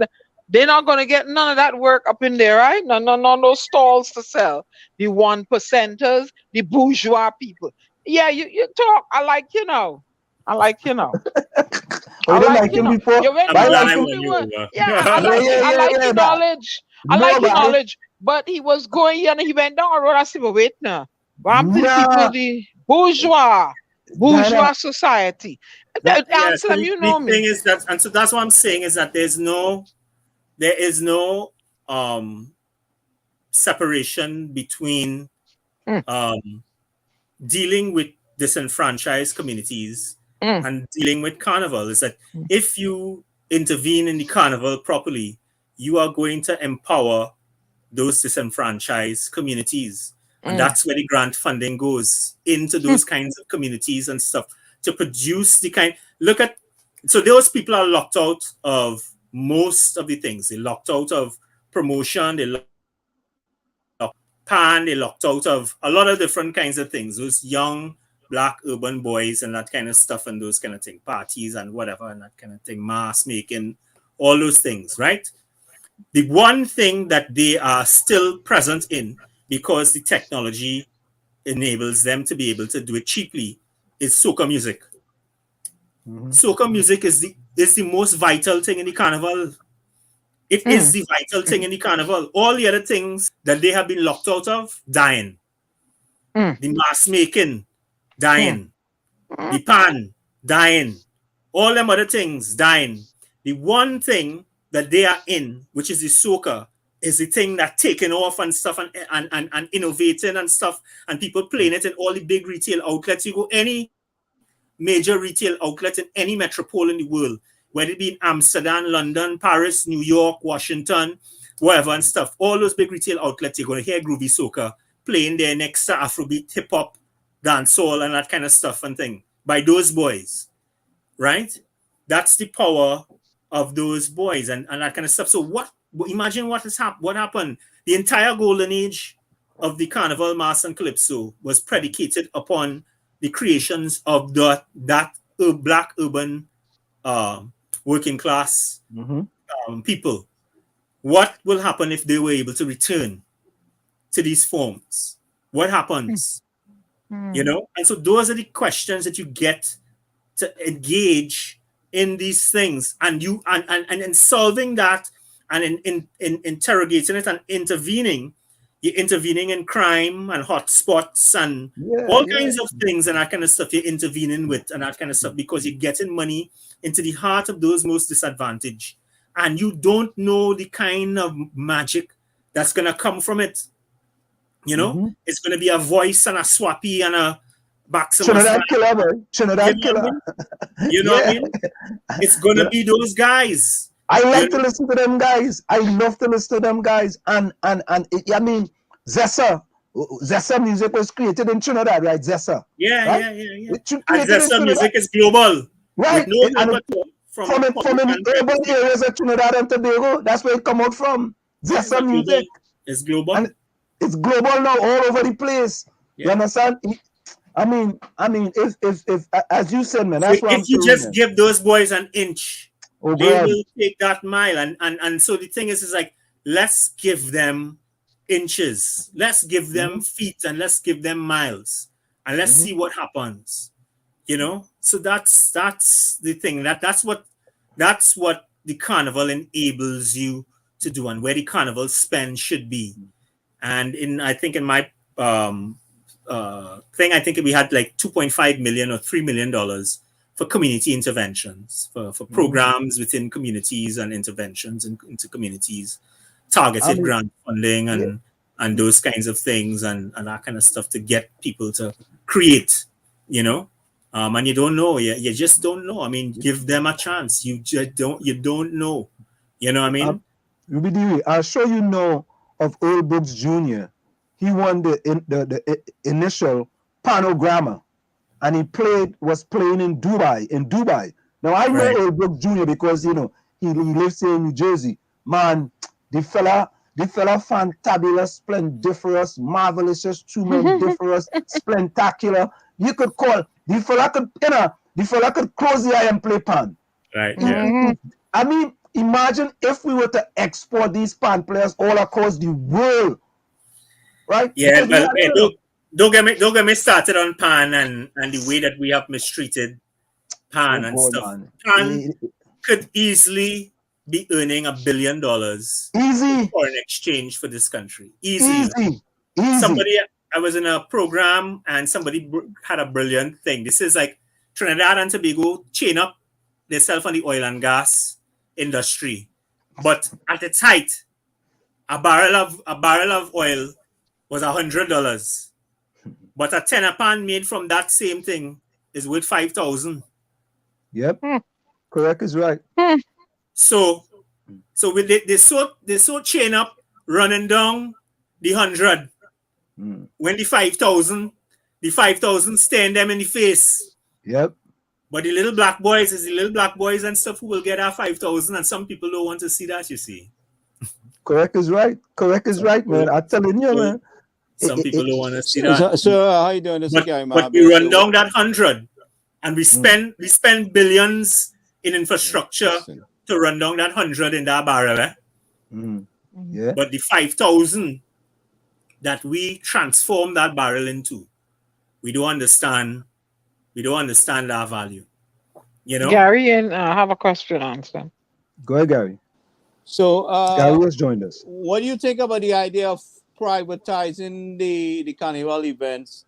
That way, people in the areas that are suffering can put on their own show, charge their price, and make a profit and better themselves. The way the thing is structured right now, they can't benefit. All right. And who said black boys can't be businessmen? Look how they're running the drug business. Well, I don't want to go there, but the thing is that but yeah, them fellas just say them are thief, you know, them is businessmen. Yeah, and they're but buying fancy car and all the biggest people in the drug business is not black boys. But the thing is that I prefer to say that watch at how the golden ages of the African diaspora, the ages of hip hop, jazz, rock, samba, dancehall, whatever, and all of those things created generations of black businessmen out they of came from very poor neighborhood. All these rappers here in this country here. Yeah, like the biggest collection of black billionaires have come from that class in the States. You know, they're all hip hop boys, all ex gangsters, all and that kind of stuff. The savviest of businessmen, and that kind of stuff, doing it legitimately and stuff. So I prefer that, to approach it like that. No, but what I'm saying to you is the point I want to make is that they are very capable of being good businessmen. I think. Yeah, the thing about the reason why carnival events, let's say Panorama and maybe Dimash Gra and a lot of those events are failing, has nothing to do with event management. Those things are rituals. And what has happened is that people have interfered with the ritual. Politicians and bourgeois kind of tastemakers and that kind of stuff have interfered with the ritual. And because the ritual has been broken, its relationship with the people has been broken, the festival is dying, right? And by that I mean, let's just take for instance, like Dimash Gra, right? So the first breach in Dimash Gra probably happened in 1974 when Shadow should have won with Baseman, but they give it to Sparrow, right? So every 10 and 20 years, the next generation comes and usurps the king before, right? So Kitchener would usurp with Tiger and Lion, and then Sparrow would usurp Kitchener, and the next in line, Shadow, was there to usurp Sparrow. But I think that these patriarchs of the culture should have played a role in putting some structure in the business. Wait. Let me just finish this thought. So it was the judges who put Sparrow back when the people were clear that Shadow was the winner. Now, what that does, you see, all these monarchs and all these things that have been invented throughout the carnival is a spiritual connection between the people and the champions that emerge from the people that conjugate the spirit of the people each year. So, and before that, the people used to vote by themselves. They used to crown people themselves. That crowning was taken over by government. Right? And corrupted. And we did nothing about it. So the Dimash Gra, it don't matter if you're a fundamentalist Christian who don't care about carnival as devil business and that kind of stuff. If it was a Hindu who don't nothing with black people, their business or whatever, and you're hardcore and whatever. Every Trinidadian wanted to know who win Dimash Gra come Carnival Monday. I don't care who you are. Yeah, that's true. The power of those songs 25 years ago, in terms of conjugating the mood of the nation and taking the temperature of the mood of the nation, was so powerful that everybody knew. You couldn't be settled in yourself until you knew who won last night. Who win. And each of the monarchs had that kind of power. But when you start breaking the contract between the people and the festivals, the god leaves the room, the god leaves the building, and people stop believing. And it is that lack of belief. That's what happened with Panorama and all kinds of things. They changed this, they changed that, the thing, whatever. They didn't give Professor his thing when he should have win. They didn't give Panberry the thing when they should have win. They think and they had their 5 bands that they want to crown. And whatever. They shaft the South bands, the East bands, whatever. You know what I mean? So, and people lose faith. Shadow would return with Poverty is Hell and Abyssinia coming down and Dingole, with that combinations of songs and stuff, and not even make the finals. These are some of the greatest songs written on the planet, far less Calypso, in the last 30, 40 years. These are incredible songs. You know what I mean? He couldn't even make the finals. When people feel that, they lose faith in the festival. That's why people are not on the streets. That's why. So the thing about repairing those events is more about repairing the ritual than privatization and event management. And none of those things have anything to do with the success of a lot of carnival events. It is about understanding the ritual at the heart of some of those things. Right? So that's one. The other part is what I have suggested is getting grant money into the hands of practitioners. If you saw the last thing I posted, I'll send the link to you all. And you could talk, probably maybe further for next. Yeah. We want to follow up with you. We want to see if we could follow up with you. You saying you want to get grant money? That's what you're trying to say? I'm saying that grant monies should be given to the best practitioners, and those practitioners do all kinds of things. There are practitioners who are promoters. There are practitioners who are filmmakers, painters, dancers, theatricians, and whatever. You have tiered. In my thing, they had about 700 grants ranging between $5,000 to $3 million inside of the spend in $20 million worth of grant funding. And that money goes to about 700 different kinds of projects inside of there, right? That employs about 5,000 people. What's the return on that grant money for the people who's putting the work into this? What's the return? There's no return. You could no. What I'm saying to you is, I would tell you that the return of that $20 million is easily, conservatively, about $100 million in a year and a half to 2 years. Easily. A song from KMC that he composed for $6,000 in his studio makes $7 million. On Billboard and whatever. Yes, it's a large return. Yeah, but what I'm saying is we need to change the thinking. Just compose and stuff and put on and stuff for $6,000 and that kind of stuff. Just buy them houses, cars, and whatever by the end of the year. Yeah, so the thing is that we know that there's ROI. There's no industry that has ROI like the creative industries. And if you get grant monies into the hands of excellent and genius level practitioners, you can't even begin to count the kinds of returns that you're going to get from those things. But you have to get it into those people's hand, not your partner hand, and not who you think and who girl you like and who it can't thing and stuff and this one and thing and this because you like this one because they're bourgeois and they like our thing and they and all the light skinned people and it can't be that.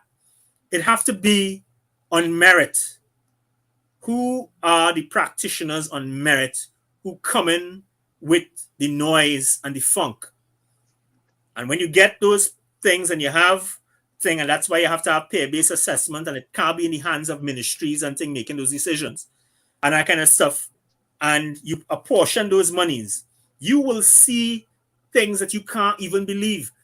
It was voice and stuff. These are youths, ghetto youths and Best Village youths and that kind of stuff who leave Trinidad when COVID started to open up in the States and started creating concerts all over the States. Not just in Carnival and diaspora communities, but in mainstream cities all over the States and that kind of stuff and thing. Collabing with all the top young artists and stuff. No kind of mafia thing and all that kind of stuff, bringing everybody along for the ride and that kind of stuff and thing. That's what was happening with these youths. You know what I mean? Imagine empowering youths like that and youths like them across the board. There now is a film called Cheese that's now going to debut in South by Southwest Festival by a young Trinidad filmmaker. There was another film that was in Hulu that had streaming service and that kind of stuff just recently by a young Trinidadian filmmaker and stuff. These are young kids, you know, and that kind of stuff. I mean, you know, I mean, this is youths, you know, I mean, nobody there I think is over 25. I talk about, you know what I mean, and they getting stuff positioned in streaming services and getting those kind of things and getting column inches in New York Times and all those kind of things. And I mean, let the money get to the right practitioners and watch the magic happen. And the thing is because we have never done that before, we don't have faith. But we know that the little bit of times it did happen when we saw what happened when it did. You know, we saw what happened when it did. When it sneaked through. We saw what happened when William Monroe moved clear from the NCC and the government and whatever and set up Soca Monarch. And apart from the prize money, which was substantial and that kind of stuff, Soca Monarch made many, many, many soca millionaires. And I'm not just talking about through the prize money. I'm talking, forget about the prize money, but careers. Because of people who would have never had an opportunity otherwise to do so. You know? So, I mean, we know that when we get monies into the hands of genius level practitioners, what is possible. That is how it works across everywhere in the world. Get money into the hands of those practitioners and watch the magic happen. J.K. Rowling, £8,000 for some image she had in her head. That £8,000, as I said, is worth up to 2015, 35 billion. Yeah, billions. Billions. To the UK economy. Billion. That it was an image in her head. We need to understand the power of this thing. This is not the world for the last 20 years. The reason why the creative industry is the second largest industry on planet Earth, $2.2 trillion annually. It's not because of joke and that kind of stuff.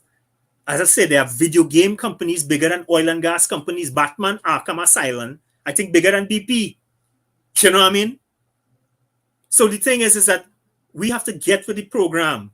The world that we think exists and that kind of stuff, that oil and gas thing and lawyer doctor and telling your child and thing lawyer doctor and all, that world, that is not the world anymore. Right? As they have fellas taking selfies richer than lawyers and every lawyer and doctor in Trinidad and Tobago. You know what I mean? But you could be multi-skilled. You could be a lawyer, a doctor, and be an artist, a performer, and you could be making money as an entertainer there or a businessman too. Well, what I'm saying is that the creative industry has ladders that no other industry has towards wealth. Yes, so we know that what I'm seeing here is a lack of leadership on the ground in Trinidad and Tobago in directing the people who are on the ground there to go into some kind of a business structure to benefit themselves. We have people always teaching the young people to look for a handout, wait for government donation. We have to get to a point where we call in the shots. And the only way we can call the shot is when they start to demand privatization, where you put on your own show and you start to make the benefits. I don't agree. I don't agree. Yeah, Gary, you see that privatization thing you on there? Let me tell you something. If we continue the way we're going, we're going to continue begging. Let me tell you what's happening right now in Trinidad and Tobago. Right now in Trinidad and Tobago, you have the privatization of nearly everything from real estate to cuisine to you name it and stuff. And it's all being monetized by the 1%. Because the kind of privatization I am talking about is when you put in the power in the hands of the people around the show. Gary, privatization, Gary. Listen to what Rubadiri Victor is telling you. But you guys are missing the point. The point I'm making, answer. Gary, I teach global business, Gary. Come on, man. It don't matter what you teach. What I'm telling you here. Listen for a second. No, you are misguided on this point. You're totally misguided. No. Let Gary talk. Hold on a second. You're just complaining about the people in Lambertville not getting a piece of the cake. What do you think is going to happen if we continue the way we're going? It's going to continue the same way. The people who have the talent needs to be running their show. Lambertville needs to be running their show. The disenfranchised neighborhood who have the skills, the poor guy, the guy who can sing, and he's from the ghetto. How are they going to do that, Gary? How are we going to do that? That's what we have to work on. What show are they running right now? They don't have a product for this is the kind of leadership we need from you guys on the ground. Gary, I don't know if you know that I have been the premier cultural activist in the country for the last 23 years, and every program that exists because we fought for it, and it's there. Gary, you were somewhere. Sorry. The only way on this one. The only way there is no business for them to give them the reins for. What you have to do is give them the grant monies for them to generate their own. But what I'm saying is the structure has to be giving them the grant money, but creating a structure where they run the show, not somebody running the show for them. Not the one person coming in and capitalize on that. That is what I'm talking about. But the thing is about art, the great thing about art is that most of art is sovereign.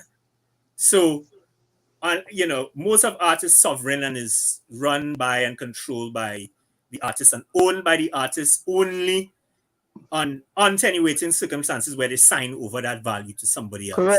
Correct. And so the thing is that that's the power of art. What I agree should exist is probably let's say like a venture capital or some kind of body that exists as an intermediary to help guide these guys when they do what they do, because we don't know what they will do. Right? We didn't know Zest was going to come up and be a multi-million-dollar business. That just happened, and it happened in 2 years. You know what I mean? It happened. One man come out with a song, and he made $2 million in the first year and that kind of stuff. And by the next year, it had about 20 of them. You know what I mean? Mm-hmm. And the song and that form of music was a global music with millions of clicks and views and whatnot and that kind of stuff. So the thing is that you have to give them the money, the grant, seed capital to see where they go. Let them run. And then have the support systems in place to help guide them post their running, to be able to guide them to value and that kind of stuff, guide them away from the gangster thing and towards more sublimated kind of choices and that kind of stuff and those kind of things. But that's probably what you need. Now, the thing is that there's nobody in government and certainly nobody in the private sector in that 1% who is interested in that. None of them. Why would they be interested in that? Why would they want to be interested in that? That doesn't benefit them. Go for a quick station identification. Just hold that thought. Hold that thought right there. It's in the village with the DAG triplets and WZYE 95.9 FM. And we're having a fantabulous splendiferous discussion tonight.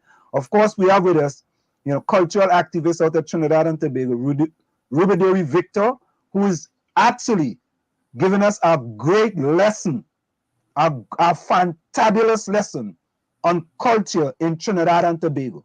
Because these are the type of discussions they need to have more on radio programs and on television in Trinidad and Tobago, so people could learn, right?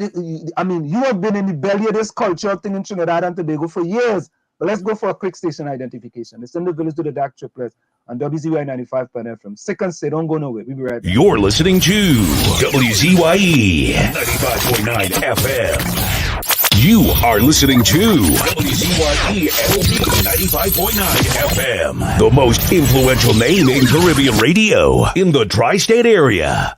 Broadcasting from East Orange, New Jersey, the most influential name in Caribbean radio, WZYE 95.9 FM. We are back with you. It's In the Village with the DAG triplets on WZYE 95.9 FM. Rubadiri, I heard Yeah. Steven Sabga III said something, and I was amazed.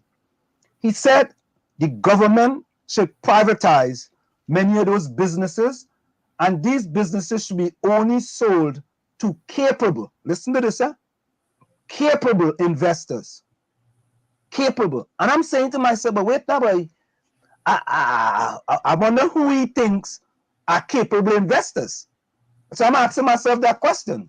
Capable investors. Well, But anyway, I mean, the thing is that there are many politicians who believe exactly that, and that's how they have proceeded. They have privatized a whole slew of things, from Petrotrin to all kinds of things. They have stolen things that were in the public domain, handed it over, and in the process of handing it over to others and those kinds of things with that same belief. Now, and they don't understand the agendas of the business class and those other things. They don't understand. They think they know, but they don't. No, but that's not the type of privatization I am talking about. I'm talking about the kind of privatization that put the power in the hands of the artists to build. Well, themselves. let's not call it privatization. Let's just call it investment in those communities, right? So let's invest those communities and let them deliver. They will have their own indigenous solutions and products and things that will emerge from inside of them that we cannot even predict. Now, the most successful business out of Trinidad is Trinidad Carnival. As I said, there are 300 plus Trinidad style carnivals all over planet Earth. There's one Brazil Carnival, there's one New Orleans Carnival, there's one Venice Carnival. There are 300 plus Trinidad style carnivals. The two largest street festivals in the Western world are Trinidad style carnivals, Brooklyn and London, which at their height have 4 million people on the streets. If 3 black people get together in the streets in any of those metropoles, it's cause for police action. We have 4 million and they can't stop it. They have to negotiate with it. That is the power of Trinidad and Tobago and the power of the roots communities of East Port of Spain and that kind of stuff, where these things came from. So that's the most successful business in Trinidad and Tobago, right? Most of those carnivals are in metropoles, white supremacist metropoles, ex-colonial metropoles all over the planet. Places that are fortress economies where you can't get in to sell a fountain pen. We have festivals with hundreds of thousands and millions of people on the streets. Black economies inside of those fortress economies. That's because of the entrepreneurial attitude of mostly black Trinidadians and Caribbean people. So who is the greatest entrepreneur? Who are the genius businessmen? So who are the real risk takers? Right? So the thing is that we need to understand the value. And we need to resource the people who want to create institutions out of those value, out of that value at the source communities. Because I know a lot of the people from those communities who wanted to create the institutions that would have served as the kind of guiding beacons in those communities. And those elders and those people were scrupulously strangled by political leadership. So the thing is that we have to create maroon economies and maroon institutions outside of the plantation, outside of the state. We will take the state money when it comes and we'll take the private sector money when it comes.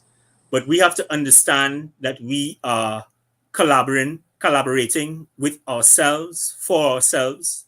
Marcus Garvey, we are constructing communities locally and globally in that maroon style. We have abandoned the plantation. We have to abandon the plantation and stop looking for solutions there. whatever we could win, just like Maroons, we will win.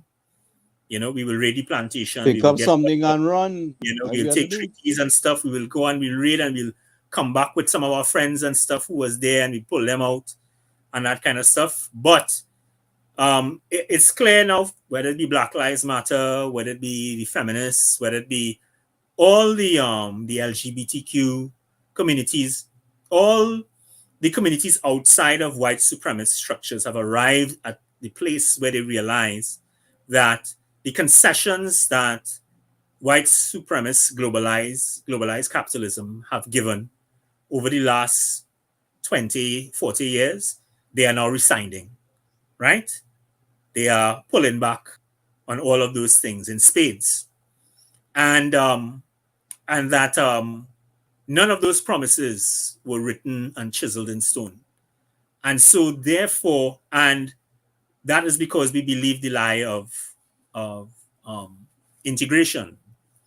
You know, we believe that we had to give up the sovereign institutions that we created to enter into spaces that were integrated spaces, in the hopes that we had one equal rights and that they will see all humanity and they will give us what is our due. 40 years later, we realize that no, right? From 70s to now, that has not happened. So the thing is that this next age has to be an age of maroonage, where we construct our own schools, our own spaces and stuff, our own institutions. We teach ourselves, we feed ourselves, and those kinds of things. And that's what we have to do. But the basis of the wealth of that maroon economy is going to come from our creative industries, the creative popular culture industries on planet Earth that are the second largest industries on the planet are run by African diaspora pop culture forms. The musical forms at the center of all of them are African derived. In the French, the Francophone, Spanish, English speaking worlds, they're all black, right? But we have to now trap the ownership of that IP, stop giving it over to record companies and white labels and all those other kinds of stuff. Trap that IP and create value. And we have a head start in the Caribbean in that we have never done that. We have never had those relationships with those labels and those whatever and those kind of things. So we have never handed over our IP. But where right? is Sparrow? Where is Nelson? Where is Kitchener? You know, where is all these guys who should have been played that kind of role? Should have had some meeting. Where's Gypsy? What is Gypsy doing? Yeah, but no. The thing is, you see, the thing is that that role has never been the role of artists. That has been the role of the intermediary structures, the arts councils, and all the other intermediary things, the museums and all the intermediary institutions, which we have not constructed in the Caribbean, and especially in Trinidad and Tobago. And it's more glaring in Trinidad and Tobago because of the scale of legacy that we've created. We have created legacy in dance, global legacies, in dance, festivals like Carnival and that kind of stuff, literature, film, television, theater, you name it. We have global people in all of those things and that kind of stuff, and not just individuals and communities, but forms themselves. Calypso is one of the 10 global forms of music, root global forms of music. We are one of the oldest recording industries on planet Earth. We're older than jazz. So the thing is that we have that legacy stuff that did not go through white supremacist mainstream structure. So we own our IP. And then, of course, Eddie Grant went and bought this stuff that was owned by other people and returned it to people and whatever, or still owns it himself and that kind of stuff. So the thing is that we own this stuff. So, Marshall, when he monetizes that stuff, right? When he's making $56 million a year, that's his money. Marshall does come here in Madison Square Garden and all over the United States and perform. And big show. He could be a key player. He created the value propositions. Marshall realized that he used to go up to the States and perform for promoters, and they will give him like 100 grand, 200 grand and stuff. But when you look at the crowd, you see, I've seen 6,000 people here paying 50 US, 100 US and that kind of stuff to these promoters. But they come in to see me and I get in 100 grand for the thing. What if I cut out the middleman and create my own concert and square them people and charge them a 150 or a 200? What happens then? That was the beginning of the 56 million. Man controlling your own destiny. You know? And so that's exactly what I'm saying. That is the point exactly I'm trying to teach the professor of global business here. That this is what we can do. Change the game. Let's change the game. The thing is that first you have to get the seed capital into the hands because right now they don't have the seed capital. But that is the people point. Like yourself that is the and point. The artists on the ground, maybe you can have a meeting with them and discuss this. But Gary, I tell you, it's 23 years. We fought. I mean, there is a film industry that exists because of us, with the entire infrastructure that can exist for 7 years at best practice before they dismantled it. Right? Same businessmen came in and dismantled the entire thing. But in that period, more than 200 Trinidad and Tobago films were shot, features and shorts and all that kind of stuff. Multiple international award winners. More than $150 million in foreign exchange was earned by the industry in that short 7-year period, right? We did those things when we were able to fight and get those things in place, and certain people were able to have dozens of production companies that exist now because of what we were able to do at that time. There's a film festival that is a global film festival now. There's an animation industry. There's all kinds of things that existed because we fought and got the policy and the enablers in place and all those other kinds of things. But it's not easy. I mean, and you're asking people with capital to relinquish capital to people who they don't want to empower. You know? No, we're not asking them. What we just like how you said the grant, right? Leave the 1% out of this game for a minute. We're talking about getting the grant from the government, laying down a business plan of action. But them is the ones who won't get the grant. Last year, who got the $5 million? But it has to be a return on investment. Yeah, but there always is return on investment. There had to be, but you know, I mean, as I said, there cannot be that a government puts in $150 million in Carnival every year, but it's earning $650 million to $1.1 billion in foreign exchange, employing thousands of people and stuff and things, and people still talking about return on investment. Carnival, there is no other investment that government makes that has the ROI of Carnival. None. So what are we talking about? We know that there's ROI, right? It's just about who is getting the ROI. Who is the ones who collecting that monies and that kind of stuff. And when the monies are, and I just said, out of that 150 million, the stakeholders, the creatives who actually creating the value only receive 25 million out of it. It is contractors and the boys and the same business as usual people who receiving the majority of that funds, and they creating the profits and stuff on top of it, you know.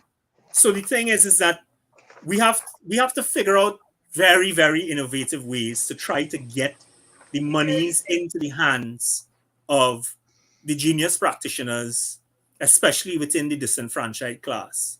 One way is, again, Carnival, because it is a space of real contention where everybody's eyes are on it. It is an opportunity to force people's hand, which in any other space, their hands wouldn't be forced. So at any other time, I could kick up on whoever, and they would spend that 30 million and give it to whoever they want to. And I wouldn't get no article in the papers, nobody would listen to me and whoever, and is Rubadiri making noise again, whoever. But at Carnival time, when they do it, you know what I mean, it's hundreds of thousands of people and stuff calling in and cluing in and that kind of stuff, and wow, they could do that, and why they spend it, you know what I mean?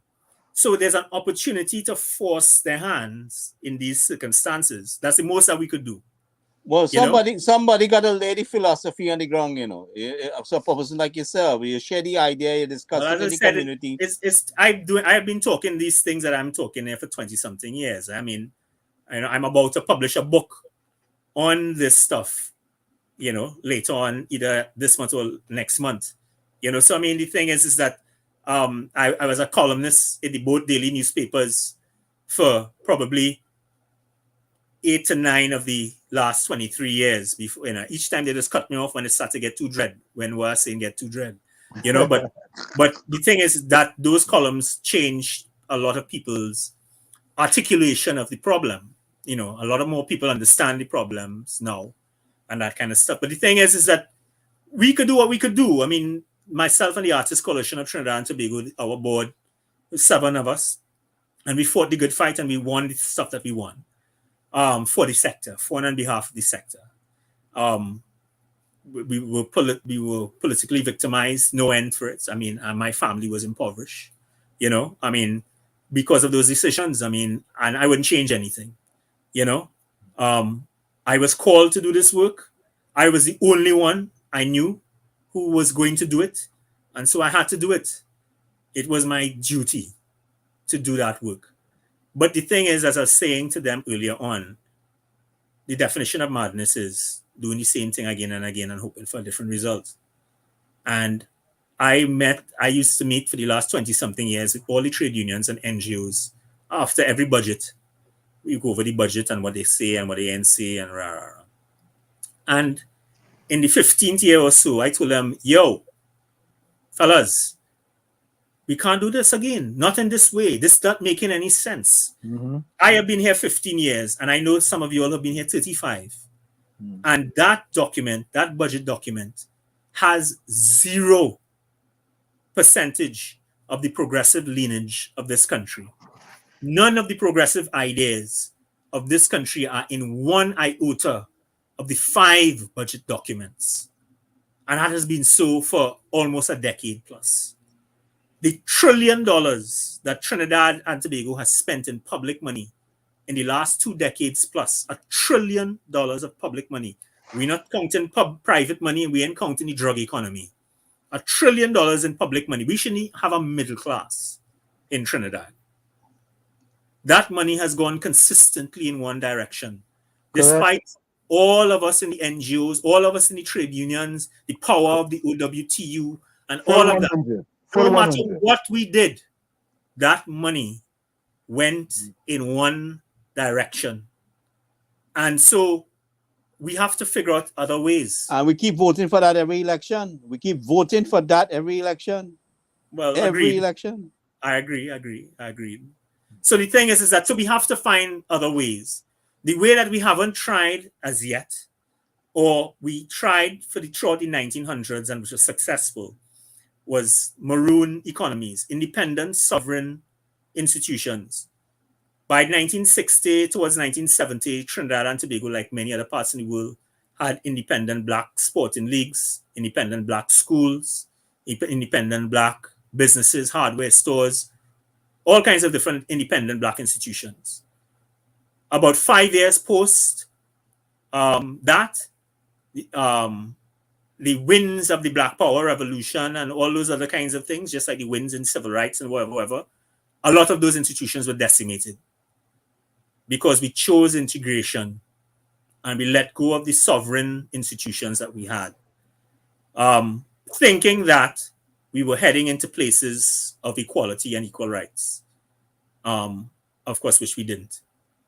And so the thing is that now we have arrived at a place again where with whatever sovereign wealth we have to cohere into communities, collaborate, and create those sovereign maroon institutions again for good and for perpetuity this time, with all the lessons that we've learned in the past. And so that's, I think, is where we are right now. We are not, we will fight. I will continue to put pressure where I can to try and emancipate as much of the state resources and private sector resources towards people who deserve it. Talented people, especially disenfranchised people who can do the most with that resource. But we have to face the fact that bar a Fidel, it ain't gonna happen. Rubadiri, one thing I wanted to say is that when you say IP, you're talking about intellectual property. Intellectual property, yeah. Yeah.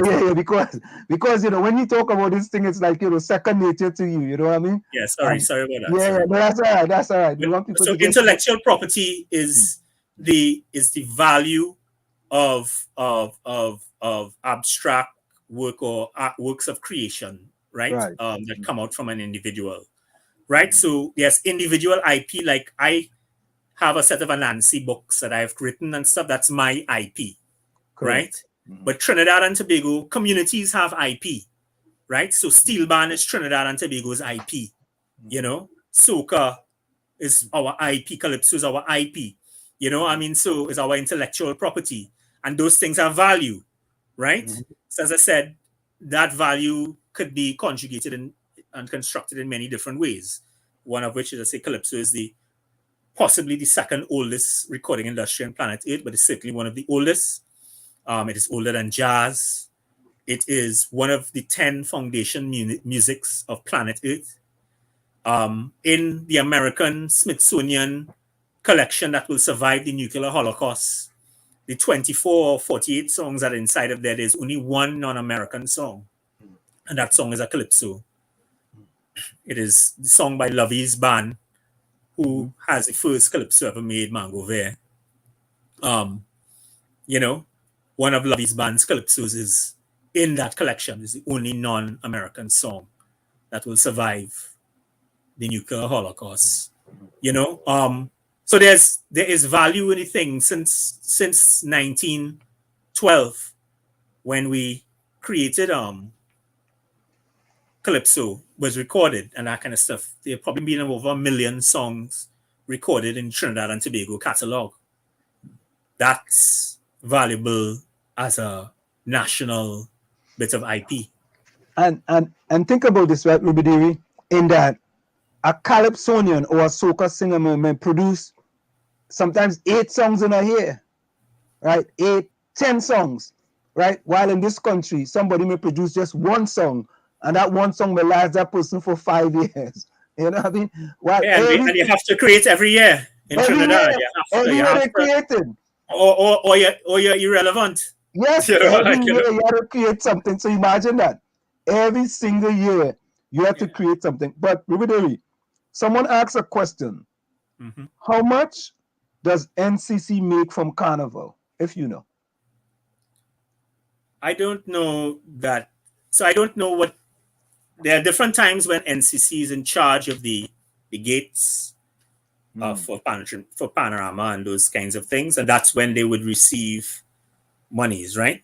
But as I said, the subvention for Carnival, $150 million, a lot of that is spent through the NCC, right? And as I said, most of that money goes towards contracts for latrines and tents and scaffolding and them kind of things, right? And stuff, probably more than $100 and something million of that. Only about 25 million goes to the actual creatives who actually create things, right? So the thing is that the NCC, apart from when it runs these things, it's not an income earning thing. It's a disburser of funds. And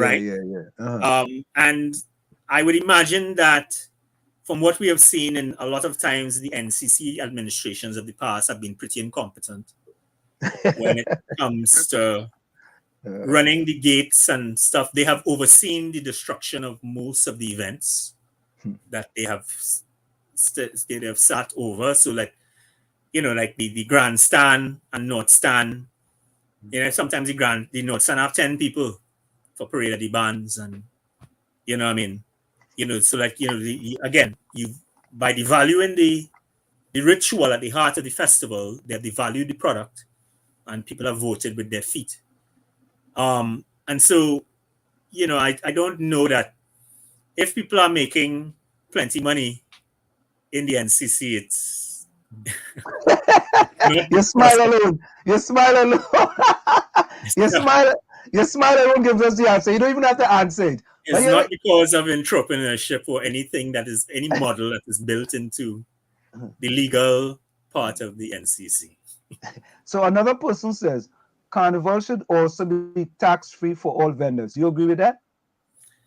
Not only should that be so, but I believe that the people who profit, the profiteers of carnival, are like, let's say, the beverage companies, the hotels, food companies, certain supermarkets, different kinds of, there's certain profiteers in the carnival industry who, as I said, they are large corporations that earn up to 50 to 75% of their profits due to the carnival. Their give back is minuscule in proportion, right? So those are the people who are earning that a lion's share of that 1.1 to 600 billion to 650 million dollars foreign exchange and huge amounts of domestic capital as well. I believe that the carnival profiteers should be taxed. Special seasonal taxes from, let's say, December to March or something like that. 3 months or so tax of their profits, and that money that is taxed from them then goes back to stakeholders. But again, you see, we have fought for those things for 20-something years. Wow, that makes a lot of sense. That, I gotta tell you, you see, that makes so much sense. But again, the political gatekeepers who are now they don't want that. Who are the guard dogs of the vested interests. The vested interests don't want to empower the people who would be empowered when that tax is applied and paid out. I just want to be clear, Rubadiri. I don't mean to cut. I just want to be clear. I just want to be sure about something, because I think that way you just said it, just send something off in me. Are you saying that the bands, when I pay for a costume and I play in that band and they give me as an all inclusive and they give me wine, they give me our kind of thing, those money, the profits that are made by that band owner is not taxed? Well, it's taxed whether you're in normal income tax and that kind of stuff, if it is declared and that kind of stuff. But and then you pay VAT and you pay whatever. But the thing is, let's be clear about something. And there's another myth that operates in the carnival economy. I would say there are probably less than 10% of carnival bands make money. I would tell you that most of the small, medium, and large bands lose money and operate at losses. A lot of big band leaders that people, everybody know their name and whatever, operate in the hundreds of thousands of dollars of debt perennially because of carnival. The top tier people, the 1% bands and that kind of stuff, they make millions of dollars. And so the thing is it's just like the globalized economies. The rich get richer. So those bands are heavily subsidized, right? So on top of the fact that they are people who have independent money anyway and could use their own money to invest and whatever. The alcoholic beverage people and the food people and all that kind of stuff will give them massive discounts and give them massive kinds of subsidies and all that kind of stuff and those kinds of things to be in the band and that kind of stuff. The other band leaders have to pay full hog, right? And there are all kinds of other ways that they get. So like last year, the main thing for Carnival that featured in the virtual Carnival was one of those bands received somewhere in the region between $2 and $5 million in private and public sector money, right? To do a product. And it was a nice looking product and whatever. But none of the Roots stakeholders got any money. And I was part of presentations for dozens of the Roots stakeholders who had brilliant products, but they got $0 and 0 cents. But those who had who could have footed their own bill got $2 to $5 million. And so the thing is that those kinds of inequities are built into the thing. And the thing is that the all-inclusive model is not a sustainable model. There's no way that it is sustainable, you know. And it's become the de facto model of people expect that from small, medium, and large band, you jump in a band and you dip your hand so and it materializes, you know, drinks materialize and stuff. I say I had a Juve band. Juve used to be free, right? Yep, Juve used to be free. I had a Juve band where for about 15 grand, 20 grand, we could have throw a decent sized Juve and thing for me, the crew, whatever.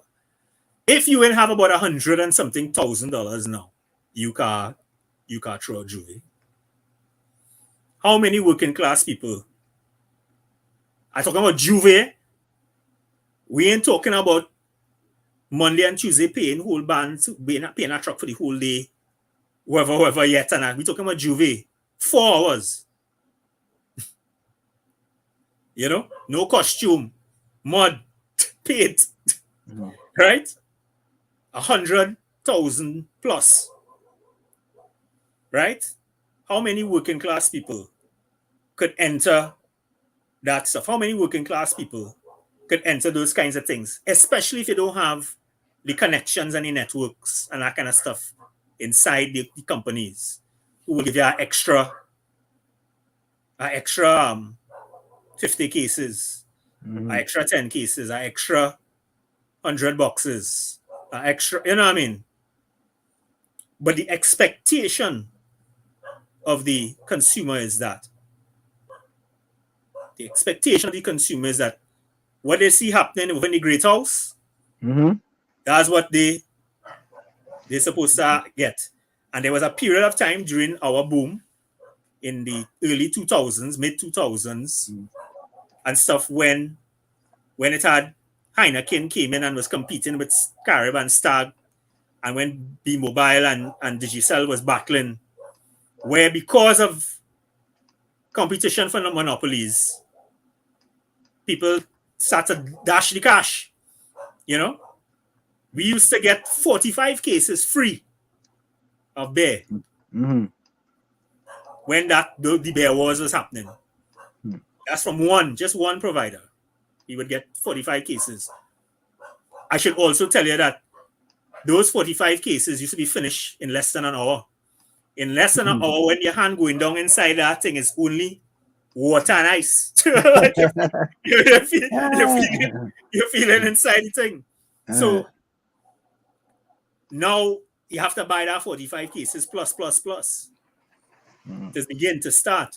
As I said, so the thing is that the value proposition of Carnival now is beyond the possibilities of working class people, unaided. That's why you need grant monies. That's why grant monies exist as the seed, the first principle in every single creative economy, right? It is to get resources into the hands of those who do not have, because those people possibly have the magic. And that magic has multipliers for the economy. And we don't have grant systems in Trinidad, far less inside the Carnival. They have nowhere that you could apply to say, I have a king costume and I'm creating a king costume, and they have 15 grants for king costumes and 20 grants for small bands and 100 grants for traditional masquerade, and there's nowhere that doesn't exist. Hey, Rubadiri, have you been ever approached to be a consultant in the Ministry of Culture? I see people saying here, I'm voting for Mr. Victor as Minister of Culture. Have you been ever approached to be a consultant in the Ministry of Culture? I mean, we have worked, as I said, we have lobbied the governments, all governments and stuff. Sometimes that relationship has been violent. And sometimes that relationship has been, I wouldn't say friendly, but I will say that for whatever reason, they thought that they needed to accommodate us, whether it was because we had them on the back foot or because they thought they could win one over by us by bringing us inside and try to shut us up. So I worked for 9 months inside a PNM administration under Joan Wheel Williams and partially under Marlon McDonald, even though I don't even know that she knew I was there.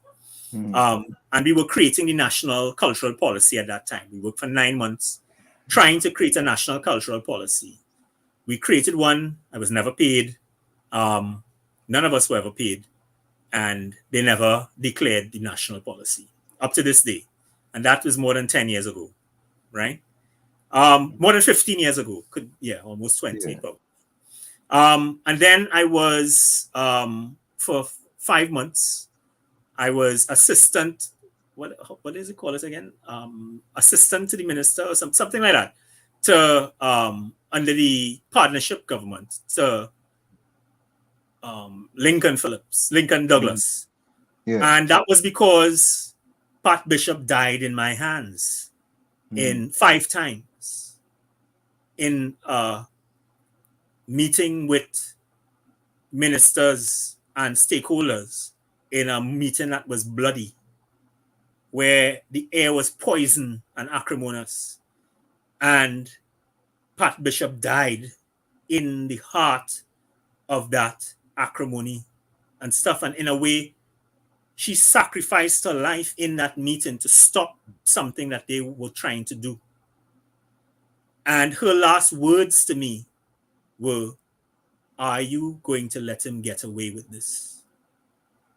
You understand what I'm telling you? I understand. My reply to her was, "No, I will not." And the following year, I stopped them there right after her death from doing the thing that they were trying to do. They waited 1 year and they did it anyway. What was that?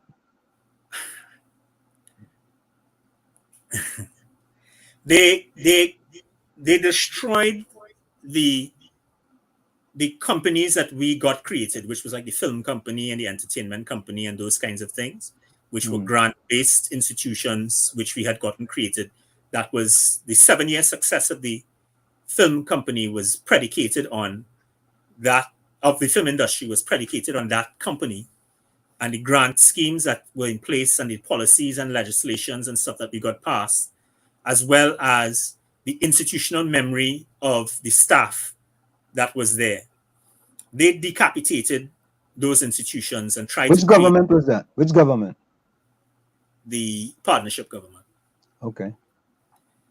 And they attempted to put party finances in place of the things. You see, I know both of them. I know both sides. So I don't have, I don't have any favorites. Yeah, well, we don't hold back here now. We call things as it is. So the thing is that so the following year, after they decapitated the work that we had done up until that time, 15 years of work, and other policies and that kind of stuff, they disappeared all of those things. Who was the direct person involved with that? I don't want to call names and things, but it it was the Minister of Planning at the time. Who was that? Who was that? Now hold back, man. We don't afraid nobody. Keep it real in the village. You ain't in the village. You keep it real in the village. Nobody paying the bill here, you know. It was both Tiwari.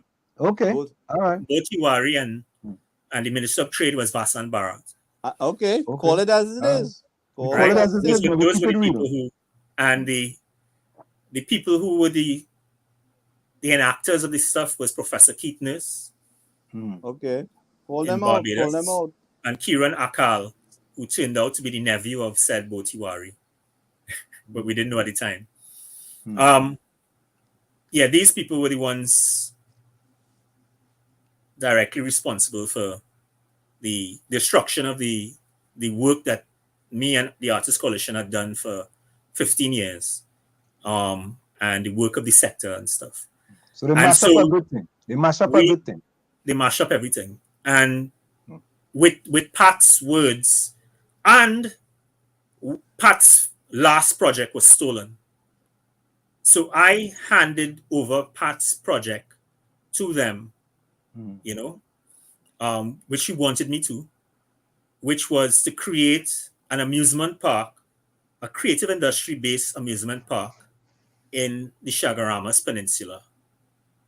When I handed it over to the then minister, his eyes lit up and he said, no, this is not for government. This is for the private sector. And he floated backwards like a vampire back into his room. And when he did that, I said to myself, what I just do there, boy?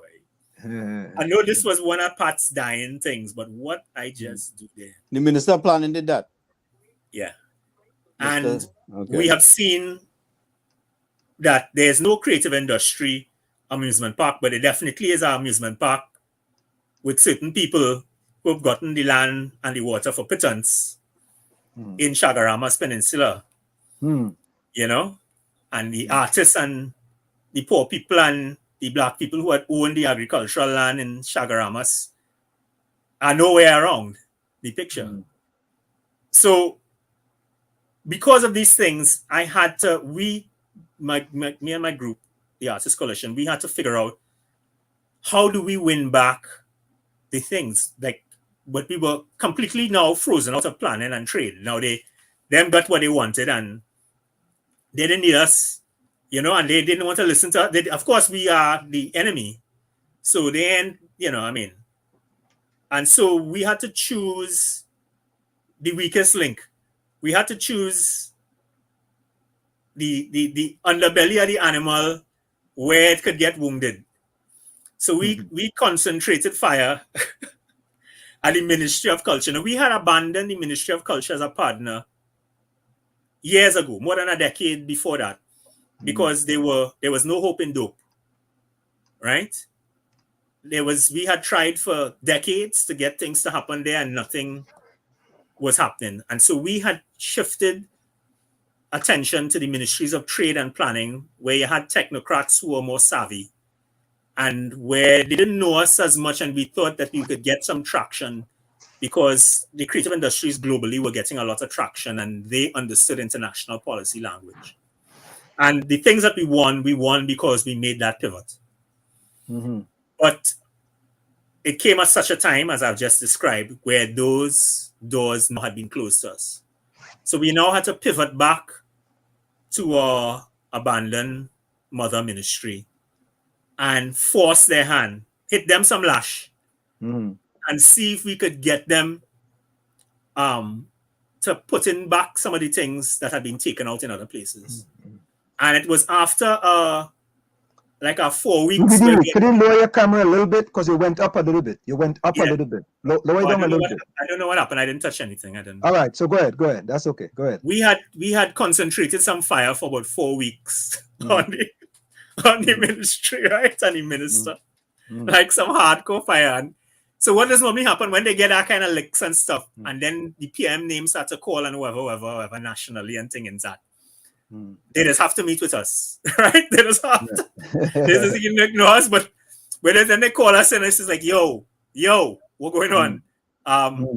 Why are you, that kind of thing? I says, here, what now? We have a thing here called the low-hanging fruit, right? We want to give you some easy wins, right?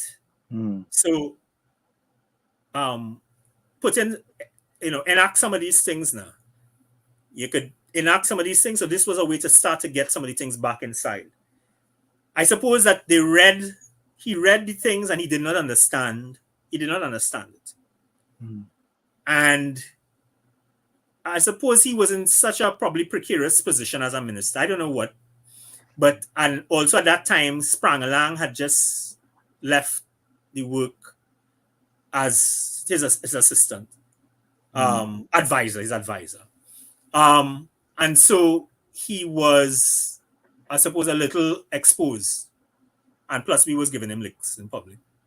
So he said, hey, what now? You know all them things where you're just telling me here and that kind of stuff. He said, why don't you just come in here and try and get these things to happen? Who's telling you that? Minister Douglas. Right? He said, why don't you just come in here? You see, you're making all that noise from outside. Come inside here and get these things to happen. So I was like, okay, hold 1 second. I have to, because we don't make any decisions. I don't make no individual decisions. I have a board and we just go to the sector, right? up to about between 8 to 20 of the representative organizations would meet with us regularly.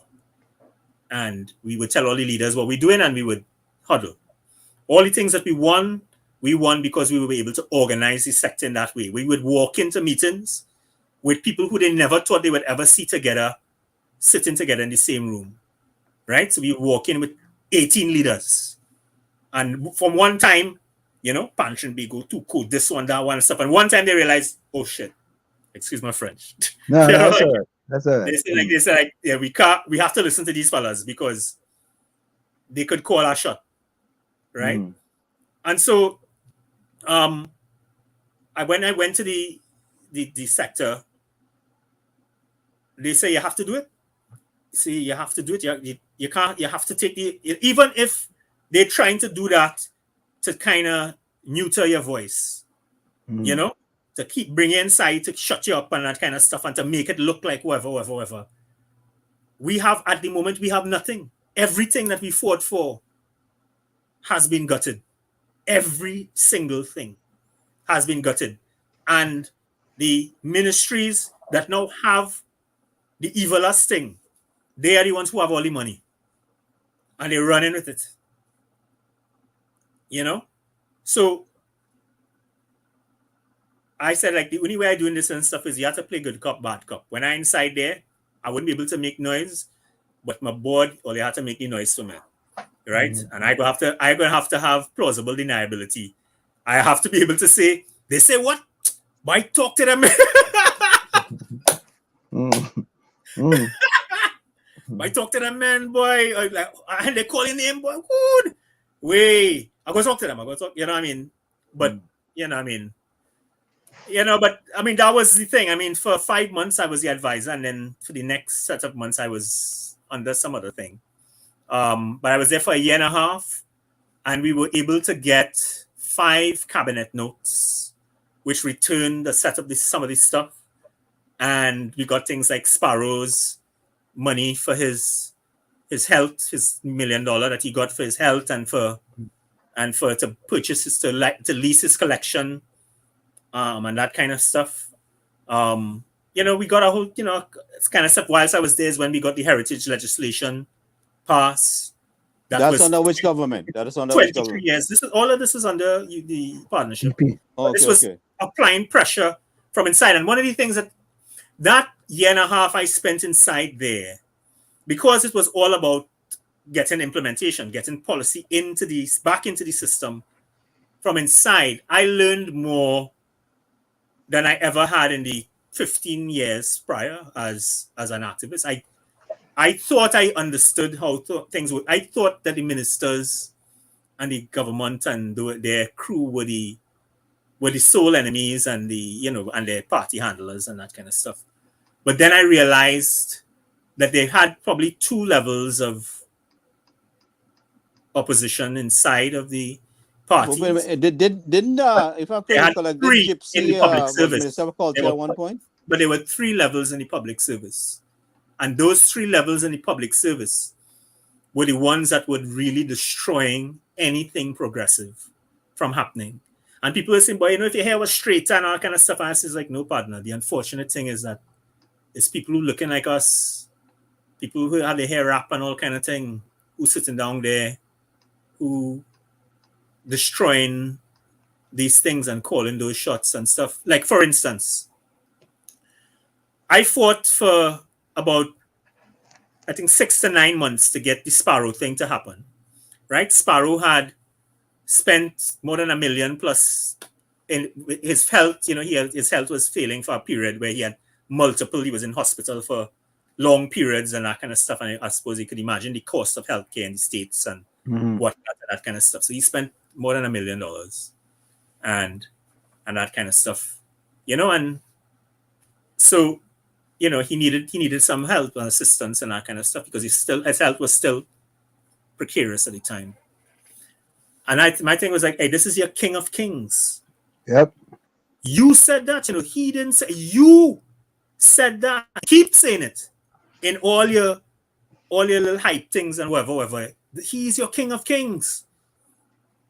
Like, no, well, where you spend all your money, why you do a thing like that? Yeah, why you do with all that money he had and that kind of thing? You know that.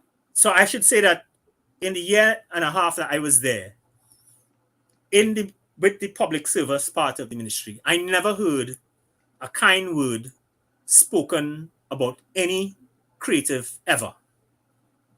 If you mention the name of a creative, it could be a Grammy Award winner, Emmy Award winner from Trinidad and Tobago. It could be a roots artisan. It could be an 8-time Calypso Monarch winner, whatever. It was just hate and bile that used to come from those sides of the table. Oh God, them thing. Oh gosh, what? Now this is the place that's supposed to be artists' first bastion of support. You would Who's expect saying that? That's in the Ministry of Culture? all the public servants, all the people on the opposite side, all the people who sitting down there who's supposed to be seen about our business. I'm telling you, hate. I'm talking about the poison. I mean, hate, real hate. Selfish and narrow-minded. But I mean, it's beyond even those things. It's when I tell you hate, I ain't talking about like, oh gosh, but I'm talking about, I mean, like you could see the physical recoil anytime you mention anybody. And I think it's across the board, white, black, Indian, whatever. Once it's a creative and you mention the name, you see that every single time. I had to remark on it many times. They couldn't stop themselves. So you can imagine if those people are in charge of your disbursements and you expecting those people to be creating policy and institutions and that kind of stuff to battle for your behalf, on your behalf. If you had to say the whole nation against it, the one place you might think, well, my ministry have my back. I am here to tell you that knife in your back book because it was hate. So the thing is that, so Sparrow, I thought, bam, bam, bam, they eventually agreed they would lease they wouldn't give him the money. They would lease his collection for the $1 million. So they would give him the money by leasing all his albums and his memorabilia and all that kind of stuff. Now, my model for it was, I said, excellent. We get it to happen. Cabinet note, tralala. Now, the model for the monetization of the collection is the Bob Marley house in Trenchtown, right? Sparrow has created a palace, right? So Sparrow's hideaway is 2 mansions in Simeon Road in Pity Valley. Correct. One mansion is where the family lives, and the other mansion contains the hideaway, which is, if you step into it as a performance space, it is the performance space of a king. When you step into the lighting rig is a massive star, sculpted star and that kind of stuff. The grid on the ground, everything. It is completely underutilized, unused. And the rest of the facilities is warehouse facilities and all kinds of stuff. He's been very clever. They have all kinds of people renting warehouse facility and renting spaces and all that kind of stuff. So my thing was to create a heritage collection in Sparrow's Hideaway, the home of the king, in a storied village in Point Cumana, in Pity Valley, in Simeon Road, right opposite the very active community center at a time when gang things were now sparking off. So you had an opportunity to introduce major $1 million economies into the community and use those economies to rehab the boys, using the music, the legacy of the music, and the new music that they could create as this thing, bouncing off what could have happened in the community centers and those kinds of things. It was a perfect opportunity. Right across, parallel to Sparrow, right across on the opposite side of the highway, is Kitchener's Rainorama. So you have a natural nexus there between the kings of kings, and that kind of stuff. And you have this thing. No. Why you have to put it in ghetto? You want to go in the ghetto? I say, where you think Mali's, where hundreds of thousands of people leaving wherever in the world they are to go to Jamaica, entrenched in Kingston and that kind of stuff, to go see Mali house. Where do you think the Mali houses? Huh? Where's the Mali houses? Authenticity is what people come in for. Authenticity. They have nothing like Sparrow's friggin' hideaway, the palace of the king. No. They ain't doing that. They will figure something out. Lo and behold, about 2 to 3 weeks later, I see a note on the desk. They are going to purchase the Agostini building for $23 million. Excuse being to store Sparrow's collection.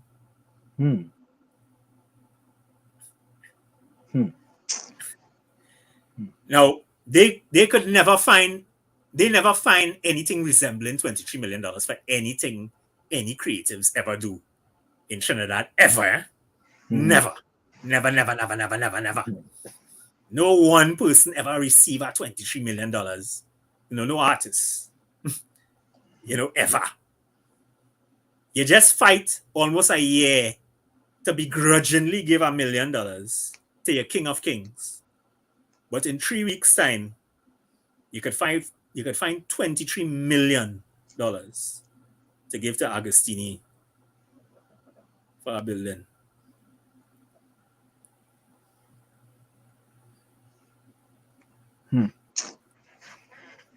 So yeah, if you understand the tongue. Yeah. So what ended up happening? What's the status of Sparrow Hideaway? We block them. We make some noise. We block them and that kind of stuff. But the note is still there in every single budget. So it is a unrealized note that's hidden in the fine print.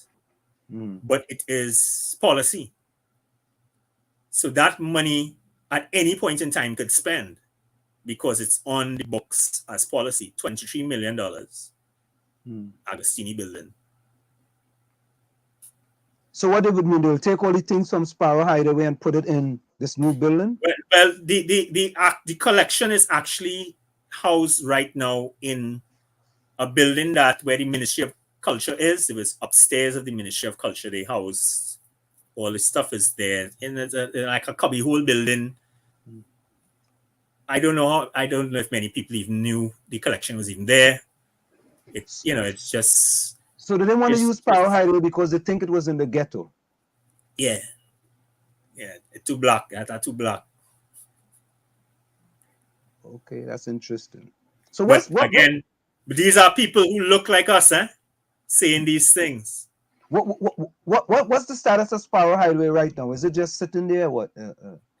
No, I mean the family lives in one mansion, and the other parts of it is rented out. They earn income from the rents and stuff there and stuff, and of course Sparrow lives in New York. But that they earn that. The thing is, the performance art, the hideaway itself, has not been used. It's just sitting down there. It is an incredible performing space. I mean, who owns anybody in the world would be privileged to step on that stage to say that I perform in the hideaway. That could be a thing. You know what I mean? You understand? Who owns the hideaway? Who owns it? Sparrow is. Oh, he does. Okay. I just wanted to make sure the government didn't take that. Yeah. So Rubadiri and Gary, hold on. Let's go for a quick. All right, guys. I have to tell you that we're talking now for going on. I know. What we're gonna do, Rubadiri? Let's just quick session, and then when we come back, we're gonna wrap up. All right, give us 30 seconds. All right, we'll be right back. 30 seconds. We'll be right back.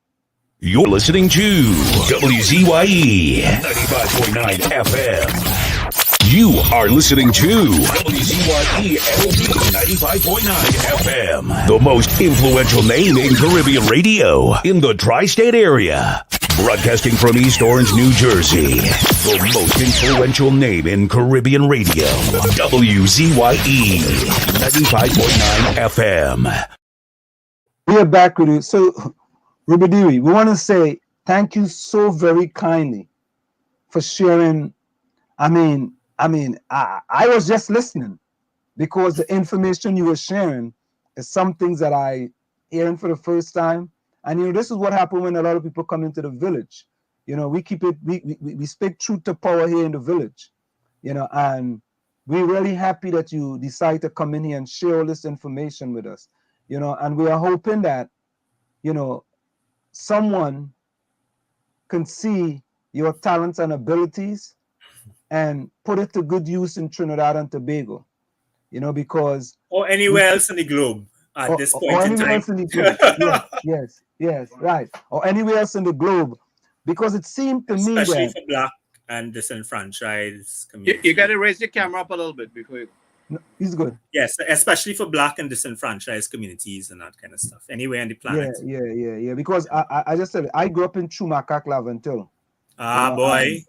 Yeah. And I just be fighting for my community, boy. And let me tell you, and we go close on this one. When you fight for your community, it have anyway. That's for another day, everybody. So, any closing words before you go? Deep sigh. I would say again that probably if you put some pressure, this carnival, let's see if they break off a branch and send some of the monies in the direction it should go to. I have heard the ministers and others mimic words that I've said the night before when we were hitting them hard in radio station things. So I think that they are listening. But I don't know, like as I said, they reduced the budget by 10 million, which is not, it's almost the exact opposite of what we were saying. So I don't know, high pressure, let's see what happens. Carnival is a gael where things are possible. And so let me throw you bois, man. And see what happens. Other than that, I would like to say that to all Caribbean people, Trinbagonians here and abroad, all over the States and other places listening, all Black people listening, Black and brown people listening, all ethnicities, is that we are at a place of maroonage, right? Where the concessions given by white supremacist structures has tapped out. There's nothing more that they're going to give at this particular moment. And they are actually actively looking to rescind the gains that were given over the last 40 plus years. So our job as a people right now has to do with maroonage, with building individual and communal wealth, keeping the wealth within the community, trading amongst ourselves, but most importantly, collaborating with ourselves, pooling that monies together, pooling the institutional knowledge together and those kinds of things, and creating sovereign institutions that exist outside the plantation that can do our work and that is about our business. And you could turn over those words. You don't have to act in it one time. You could figure out how that applies in your life. And who knows, somewhere in this year, you might bounce up that particular opportunity where you realize, yeah, man, we could do this thing. An opportunity presents itself, and all of a sudden, you have a sovereign institution that, is communal and can do the work, So, I'm just putting that out there that's where we are at as a people. Continue to apply pressure. But the most important thing at this moment is the WZYE idea. Is sovereign institutions that you control and own. Sovereign IP that you control and own and monetize for yourself. Do not relinquish your intellectual property, especially a cultural, creative intellectual property. Let it work for you. Monetize it, maximize it, let it take you to the dream place. Rubadiri Victor, we want to say thank you so very kindly for joining us here in the village. No problem. Thank you. Take care. Cheers. All right. Bye-bye. Yeah, man, guys. Yeah, man. So, folks, let me say, listen to new background, right? Let me go over here. Yeah, I watch it. I love it. I love it. You see my partner back there? I tell my question to ask you. I gotta go. If you own a panyard in Laventille, right? And you decide to put on a show and charge a fee, is that illegal? No. No, that's so you not see the illegal. point I'm making? So the government not funding you up in Laventille, right? And you decide you have a panyard going, you're going to charge a little fee and start to build your capital there. There's no crime in that. Nobody can stop you from doing that legally. Okay. So that is the point I'm heading at. The talented people are not making the money. They are being used and abused, and that has been happening for hundreds of years. I mean, this is what we see going on here, right? So I mean, the rappers and them over here in America, they made their little change, their record, and all of a sudden they started their own business, right? Isn't that what they did? Yeah, but can I come in? Go ahead, Tommy. Knock, knock. You know what has happened in the music industry in the United States is it has evolved. The pan movement hasn't evolved in the right way. For example, you have a band, 100 players at the height of Panorama, and that's the climax of the steel pan or the steel band movement. At this point, what should have, in my opinion, what should have happened is the steel bands, instead of going up in numbers, should have been coming down in numbers, where you have like a 12-man ensemble that you can market easily, you can move easily, you can get from one spot to another easily, you can actually record that band a lot easier and get a cleaner recording from a small band than from a 100. Okay, you probably get a more powerful recording from a 100-piece band, but which studio can you take a 100-piece band into to do a professional recording? The only recording you can do is live recordings in open spaces and so on with that kind of Tommy, what setup. I'm saying, build your capital, right? You have a panyard. You're suffering under the current structure. There's nothing legally stopping you from putting on a few shows coming up Carnival time and charge a fee. The place barricaded. You're paying the fee, paying for security and other things there. People come in, they have a nice time. Well, we talk. I understand what you're saying, but I'm talking about the world stage. I'm talking about you want something that you can market to any corner of the world at the drop of a hat. Well, before we get there, the guys need to build a capital. I'm saying that the steel band movement need to evolve if they really want to go somewhere past their own community. Because in their own community, yeah, they will be revered, but they can do a whole lot better if you can market them all over the world. As a matter of fact, we see what has happened with the music business in the United States. It's easy to market an artist here now, much more easier than it was many moons ago, but they had to move with a large band. Now they just move with a DJ or whatever and a track. So you can pick guys from your band and send them, like you pick 10 or 12 people from your band and you send them to that whole stage performance. But I'm talking about the Pania down in Trinidad, right? Yeah, I think the Panya situation has played out. Come back. I think what we once knew has played out. We should be looking beyond that right now, and not only that. You see, this whole pandemic with COVID and so on and so forth, it has put us in a place where we have to reinvent ourselves. We have to retool, like you were saying, or should I say? Tommy, we have to do both simultaneously.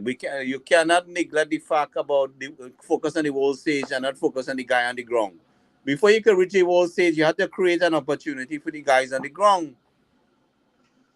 Okay, got it. And there is nothing illegal or can prevent you from having a panyard and put on a show or a few shows, coming up in the season, or I'm sure the year, and you're charging a fee, you're paying your people, everybody making a money and you're building your business.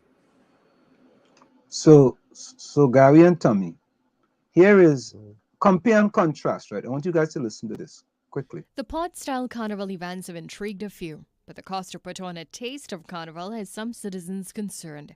But according to NCC Chairman Winston Gypsy Peters, that concern is not justified. 30 million TT Trinidad and Tobago dollars is nothing to spend on us having a carnival, a taste of... All you hear that, right? Right. Listen carefully again. The pod-style carnival events have intrigued a few, but the cost to put on a taste of carnival has some citizens concerned. But according to NCC Chairman Winston Gypsy Peters, that concern is not justified. 30 million TT Trinidad and Tobago dollars is nothing to spend on us having a carnival, a taste of carnival. As a matter of fact, in Trinidad and Tobago, we probably spend the least amount of money on our carnival. According to him, 30 million TT dollars is not a lot of money for what is being done. We are spending $30 million or thereabout to put on a carnival. I mean, I hear people talking about $30 million and we the bed, the hospitality bed, and they don't understand the significance of carnival, not only to our country, but the carnival that we have given the world have become so important to the people of those countries and of those cities that they too cannot do without it. They want to take our place, and we are not understanding that. In fact, he says citizens must move away from the idea that carnival is just jump and wine. But the Trinidad and Tobago Promoters Association says while it embraces even the smallest concept of carnival, it is curious about how the $30 million will be spent. Based on our experience as promoters who would put on grand events with tens of thousands of people, for us as in local parlance, the matse. Because to us, to put on the types of events with the number of people that we have been seeing in past NCC events, with those 28 events, of which a couple of them they propose to be totally virtual, we can't see that budget fit in that.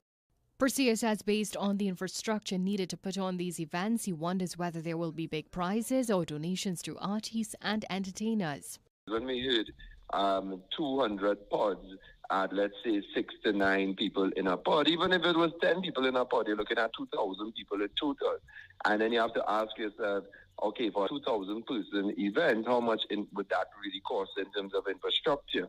And what is the return on your investment? Is it that we are spending this money here, our taxpayers' money, just to see that we're having something? Regardless, Persia says he plans on supporting the scaled-down shows and urged others to do so as well. The last big carnival show in Trinidad was in 2020. Approximately $160 million was allocated to be spent that year, just $20 million less than what was given in 2019. Pavita Gopal-Chan, CNC3 News.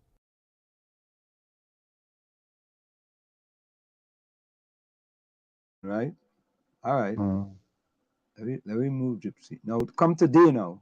This is what happened. This is today. You see that? 20 million approved for the day's taste of carnival. So, how is these virtual shows are going to be performed in the sense that how are they really doing this? How are they doing what? The virtual shows that I heard they talk about some shows might have to be virtually. Well, I mean, they're streaming it. They're streaming it, and yeah. Okay, so it's a free show. I don't know. I am thinking now. All right, we're in a technological age. I know Trinidad might be a little bit behind in something, but we're not that far behind, right?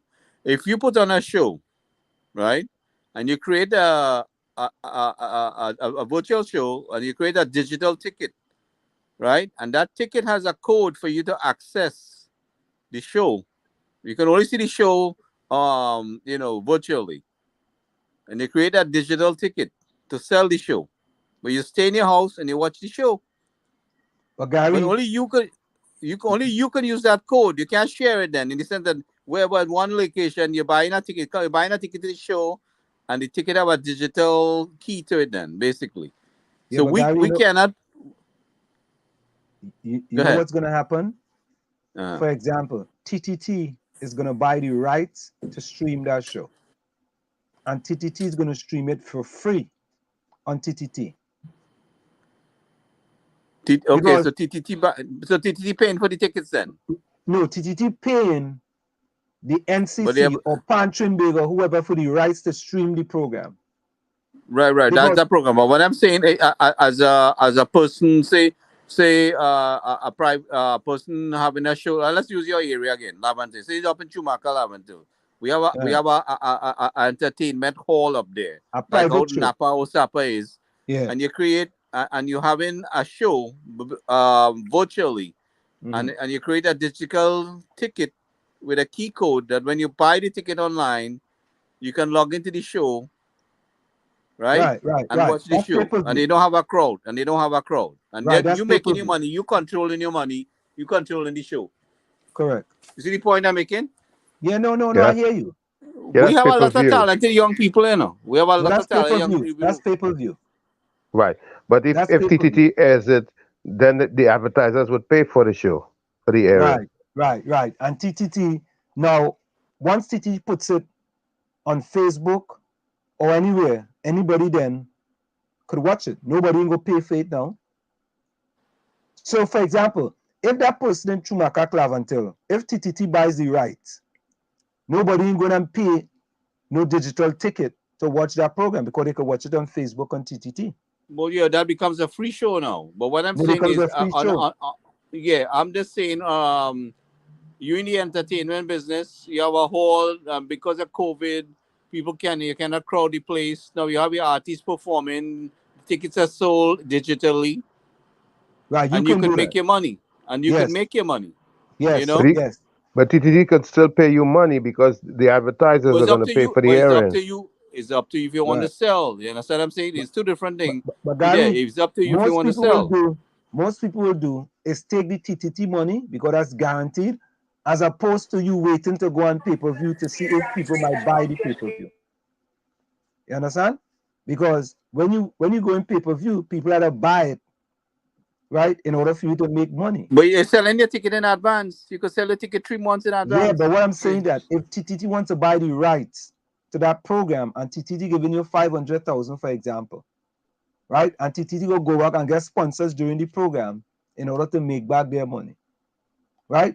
You as a promoter will say, you know what, I go take the chance collecting 500,000 rather than to go on pay-per-view and I may not get enough buyers on pay-per-view in order to make money. See, that's the big difference. Yeah, but you could still, there's still an opportunity. What I'm saying, I'm trying to show people how you can create an opportunity for yourself and capitalize on your skills.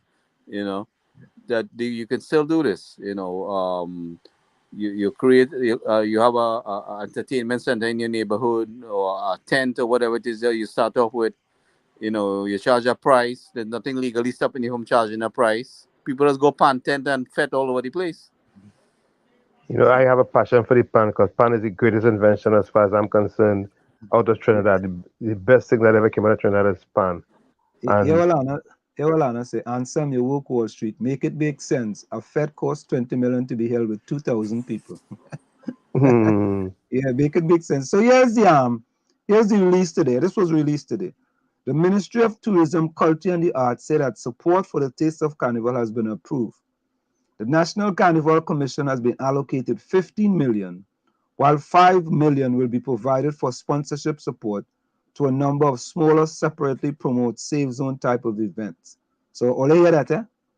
Sponsorship. Right. So, if you have a safe zone event at Queen's Hall, you could probably get sponsorship from the Ministry of Tourism, Culture and the Arts.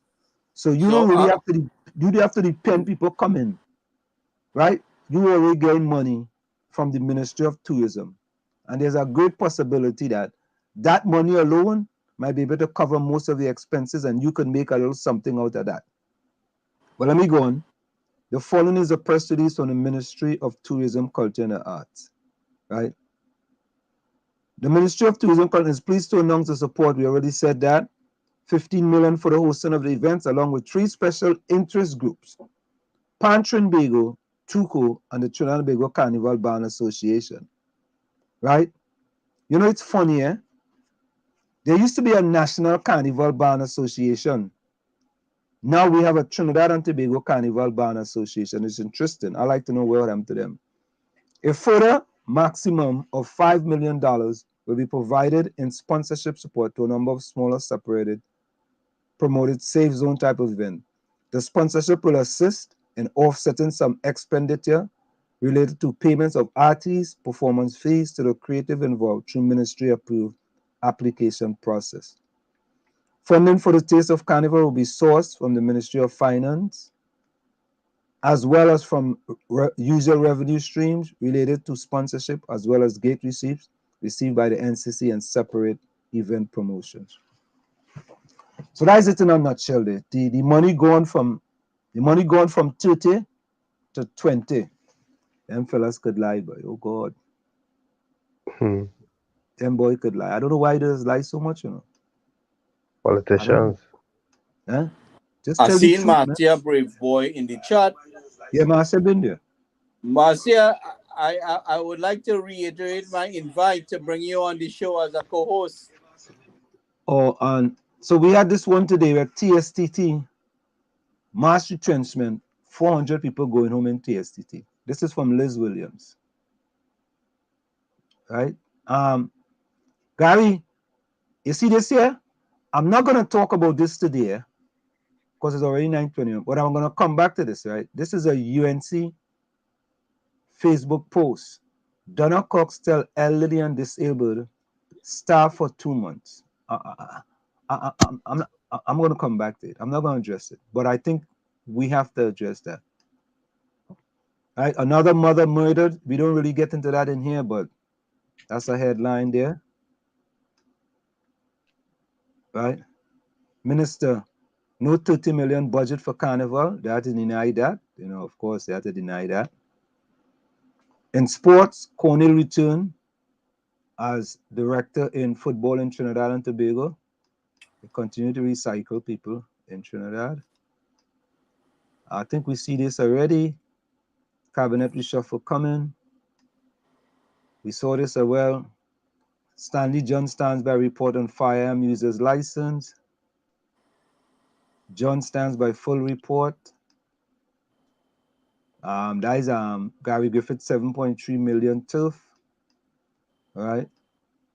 People think these the type of pods they'll be having. The cow pens. They're the cow pens they're having in Trinidad. Oh, let's see how the thing up, the mix up.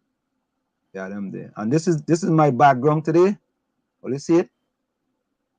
Right? That is my background today. Of course, this is a more sanitized version of it. And I think, let me see. Let me go to new videos. Though. Hold on.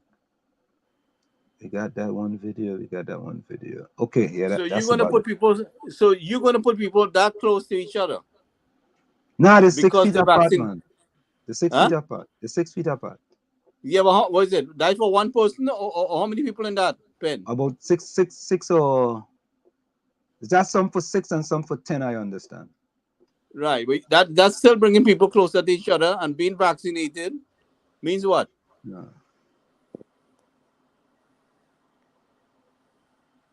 Wouldn't it have been better for have them, if you parading on a stage or something, to be a certain amount of distance from each other, everybody wearing their costume, instead of putting 6 people together on that? That is a sensible strategy. See?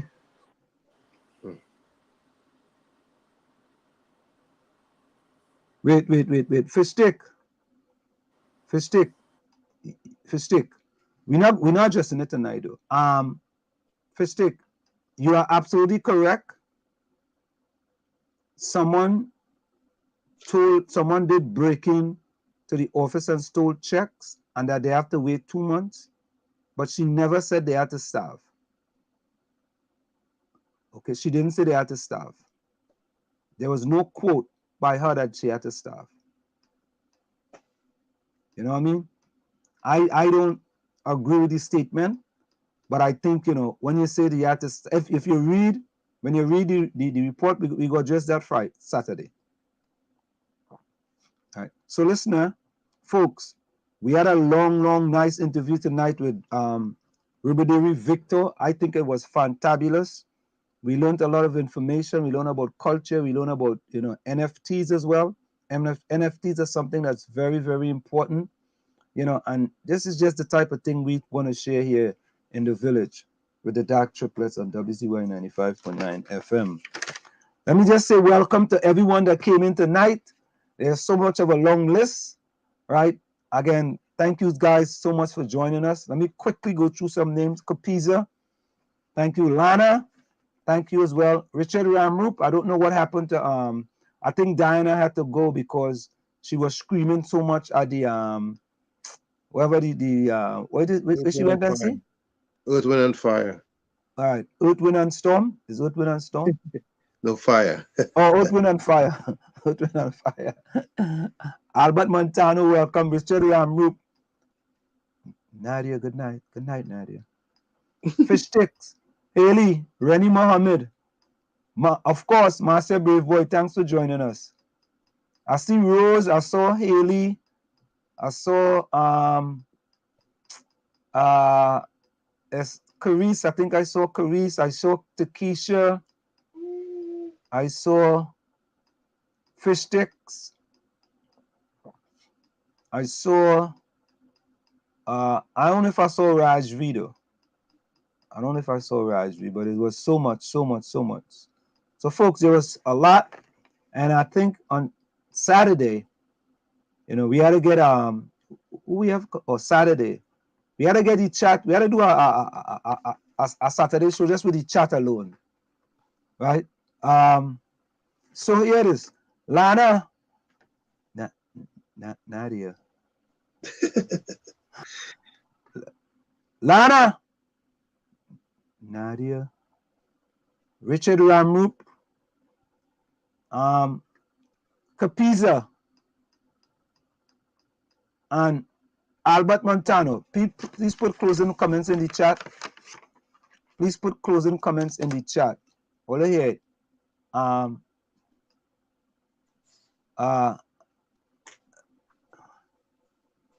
Hey, Rich Ramrup, that's a good idea, We could do a program like that Sunday program that's have on 91.9, Baking with Dominic Roman. That's what it's called it.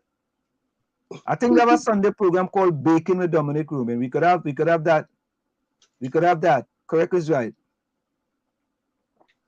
Fish stick, uni cousin wants that trouble, You just like trouble, Use a bacchanalist, You hear what he say? Look how rough I calling Lana name. I ain't calling Lana name rough. What is that one? Eh? You try you try to stir up something, You just start trouble just so. Oh God. Well, yes. All right. Hey, listen. Somebody put a song a closing song in the chat. But we had to check it here because Albert Montano gave us a song, Mr. Trinidad by Maestro, but that one had copyright. But we played the other one by Wait. Nadia said and sound. I don't like that cow pen behind you. Hey, you want to notice something? I tell everybody, right? The cow pen, you start to call it a cow pen.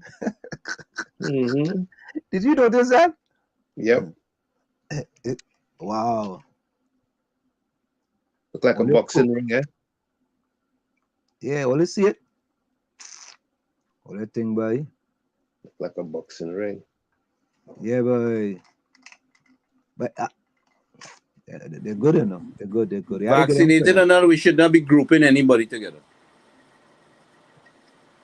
Well, no. If you take the jab, you should be able to go on kakalele. All right.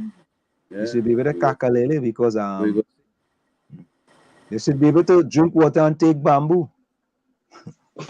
And mind your business. Drink water, take bamboo, and mind your business, boy. All right, closing comments, Gary.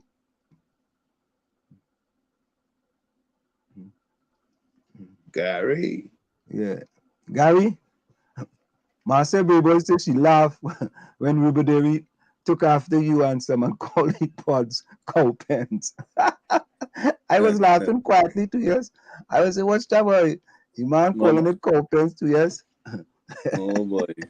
Marcia, I know I'm 70 star, but I want you to be the co-star. We need a correspondent from TNT. Oh God! Look what Nadia said. Nadia says, Ansem, that cow pen is too much shit, boy. Oh God! Oh. Yeah, I have to tell you the truth. I don't know how I come up with that name, you know. I just, boy. Go ahead, Gary. Closing comments. Yeah, I'll make it quick. I just want to say good night for everyone. Thank you for joining us, and I will see you on Saturday. We learned some very interesting things from our guest, Mr. Victor. I mean, I appreciate him taking the time. I hope he can come back and join us, and we can continue this conversation, and maybe we can find out what has developed from the time we have spoken today.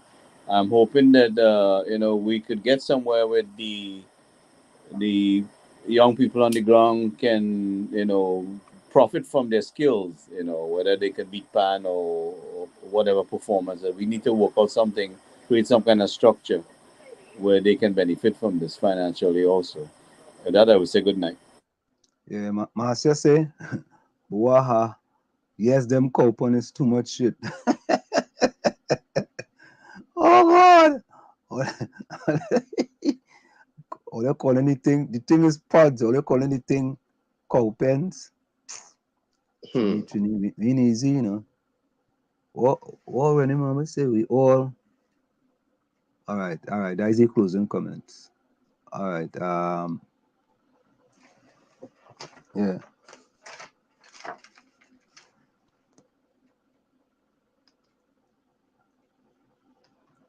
All right, so folks, simple. Jimmy Carter says the measure of a government is how they treat its most disadvantaged people. The measure of government is how they teach its most disadvantaged people. Thank you very kindly. From where I sit, this is it. The clock on the wall said that's all I like to say, but I've got to go. Remember, hard work beats talent when talent does not work hard. And for every 60 seconds of anger, you lose 1 minute of happiness. Good night to you, Nadia, and good night to you, Marcia. Go ahead, Tommy. Maya Angelou says, if you're always trying to be normal, you will never know how amazing you can be. And I like to say, never look down on a man unless you give him a hand to pick him up. And again, a pleasant night to each and everyone, and thanks for coming into the village. It was a real pleasure being in the village tonight. It was quite an educational trip tonight. Thanks again. Okay, thank you so much, Tommy. I appreciate it. Nobody didn't put a song in the chat, so I gotta pick a song myself. Here we go. But I just wanted to go back to a few comments. Lana had stated, if it was a normal carnival, I would come up with a band called Sufferers under the government. Lana ain't easy, you know. Marcia Bevoy had said, Lana, you are right. Government only interested in projects that give them big kickbacks. So the genius and like of Rubadiri is honored after they die, sadly. Lana said, Ansem PNM should put Mr. Victor as a minister of culture. Lana also said our Juve band was more than 50 people and costume were made at a low cost. Lana's closing comments, be thankful for the little you have because someone out there has nothing. Life is full of challenges, but you must always keep looking forward. Thank you. Rene Mohammed says, we are all one people under the sun, peace and love to everyone. Hailey says, the people who have the brilliant ideas, nobody wants to give a chance because of the bacchanal and gossip. So where do we go from here? Nowhere. Albert Montano says, tonight the show gave us insight into how ministries in Trinidad work, so we should be careful when talking about things in Trinidad. Thank you very much. Let me see if there's any more right here.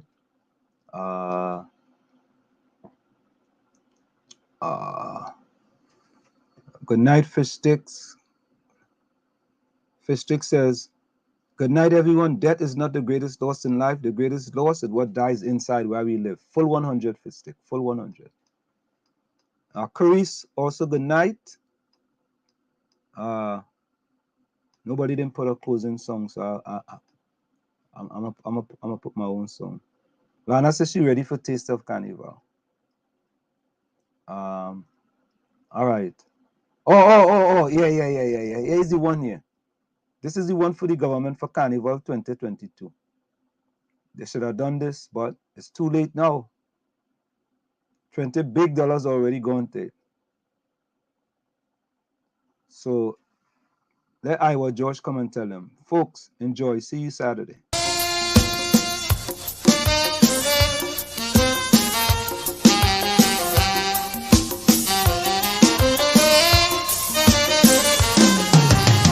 Think it over, think it again. Listen, if you see Rash Shorty, Chalk Dust, any one of them, tell them what George say. Think it over, think it again. I sit home listening to my radio. They say they're going and jam some calypso. They say they have something brand new from Rash Shorty. So I sit down patiently listening to he. But when I hear the man start back talking preacher, and then he start to diss up at Jala, is when I hear he start calling Iowa George name. I hold my head and start to ball, not my name again. 3 years ago he say, Iowa, you singing Tata. Last year he come back with the same Tata. It look like Shorty I running out of lyrics, and he want me to teach him a few new tricks. I is the man who sing boom boom 3, 4, 5, 6 times, and every time I sing it the people does whine. The Shorty never used to treat young guys so not so crude. I will teach him how to gamble and eat some food. Think it over, think it again, Mr. Shorty. Think it over, think it again, Hail Selassie. Think it over, think it again, 'cause everybody knows I could sing Kaiso, the party side of me. That is how I does maintain my family. Think it over, think it again, Mr. Chalk, just think it over, think it again. They're trying to tell people I cannot sing calypso. It's only boom boom and to the Iowa, I know. But I's the man who sing times hard, let us work harder. 2 months later the bank come to take my car. To be a Kaisonian you have to make fast money. Money for vitamins, you have to eat healthy. You have to drive good car, not no jalebi. You can't come in town looking hungry. You have to remember you is a role model, and anywhere you go people will look up to you. That kind of lyric Shorty I them want me to sing, like they want to see me eating from the dustbin. Think it over, think it again, Mr. Shorty. Think it over, think it again, Hail Selassie. Think it over, think it again, 'cause everybody know Iowa could sing Kaiso, the party side of me. That is how I just get work in Miami. Think it over, think it again, think it over, think it, I say, think it again. Pling, I hear my telephone ring. When I say hello, it's Pelham Goddard calling. He say, Iowa, I'm looking for a Shorty. Last year he record, he has some money for me. I hear a beep when I say hello, it's Kenny. Songing like if he have a pain in his belly. He and all want a number for the Ras, 'cause he find he playing up in the Ras. All them songs this man sing to bad talk me. He never paid the studio no money. I don't know why he don't trim that hair on his head and brush his teeth and pee and go in his bed. Think it over, think it again,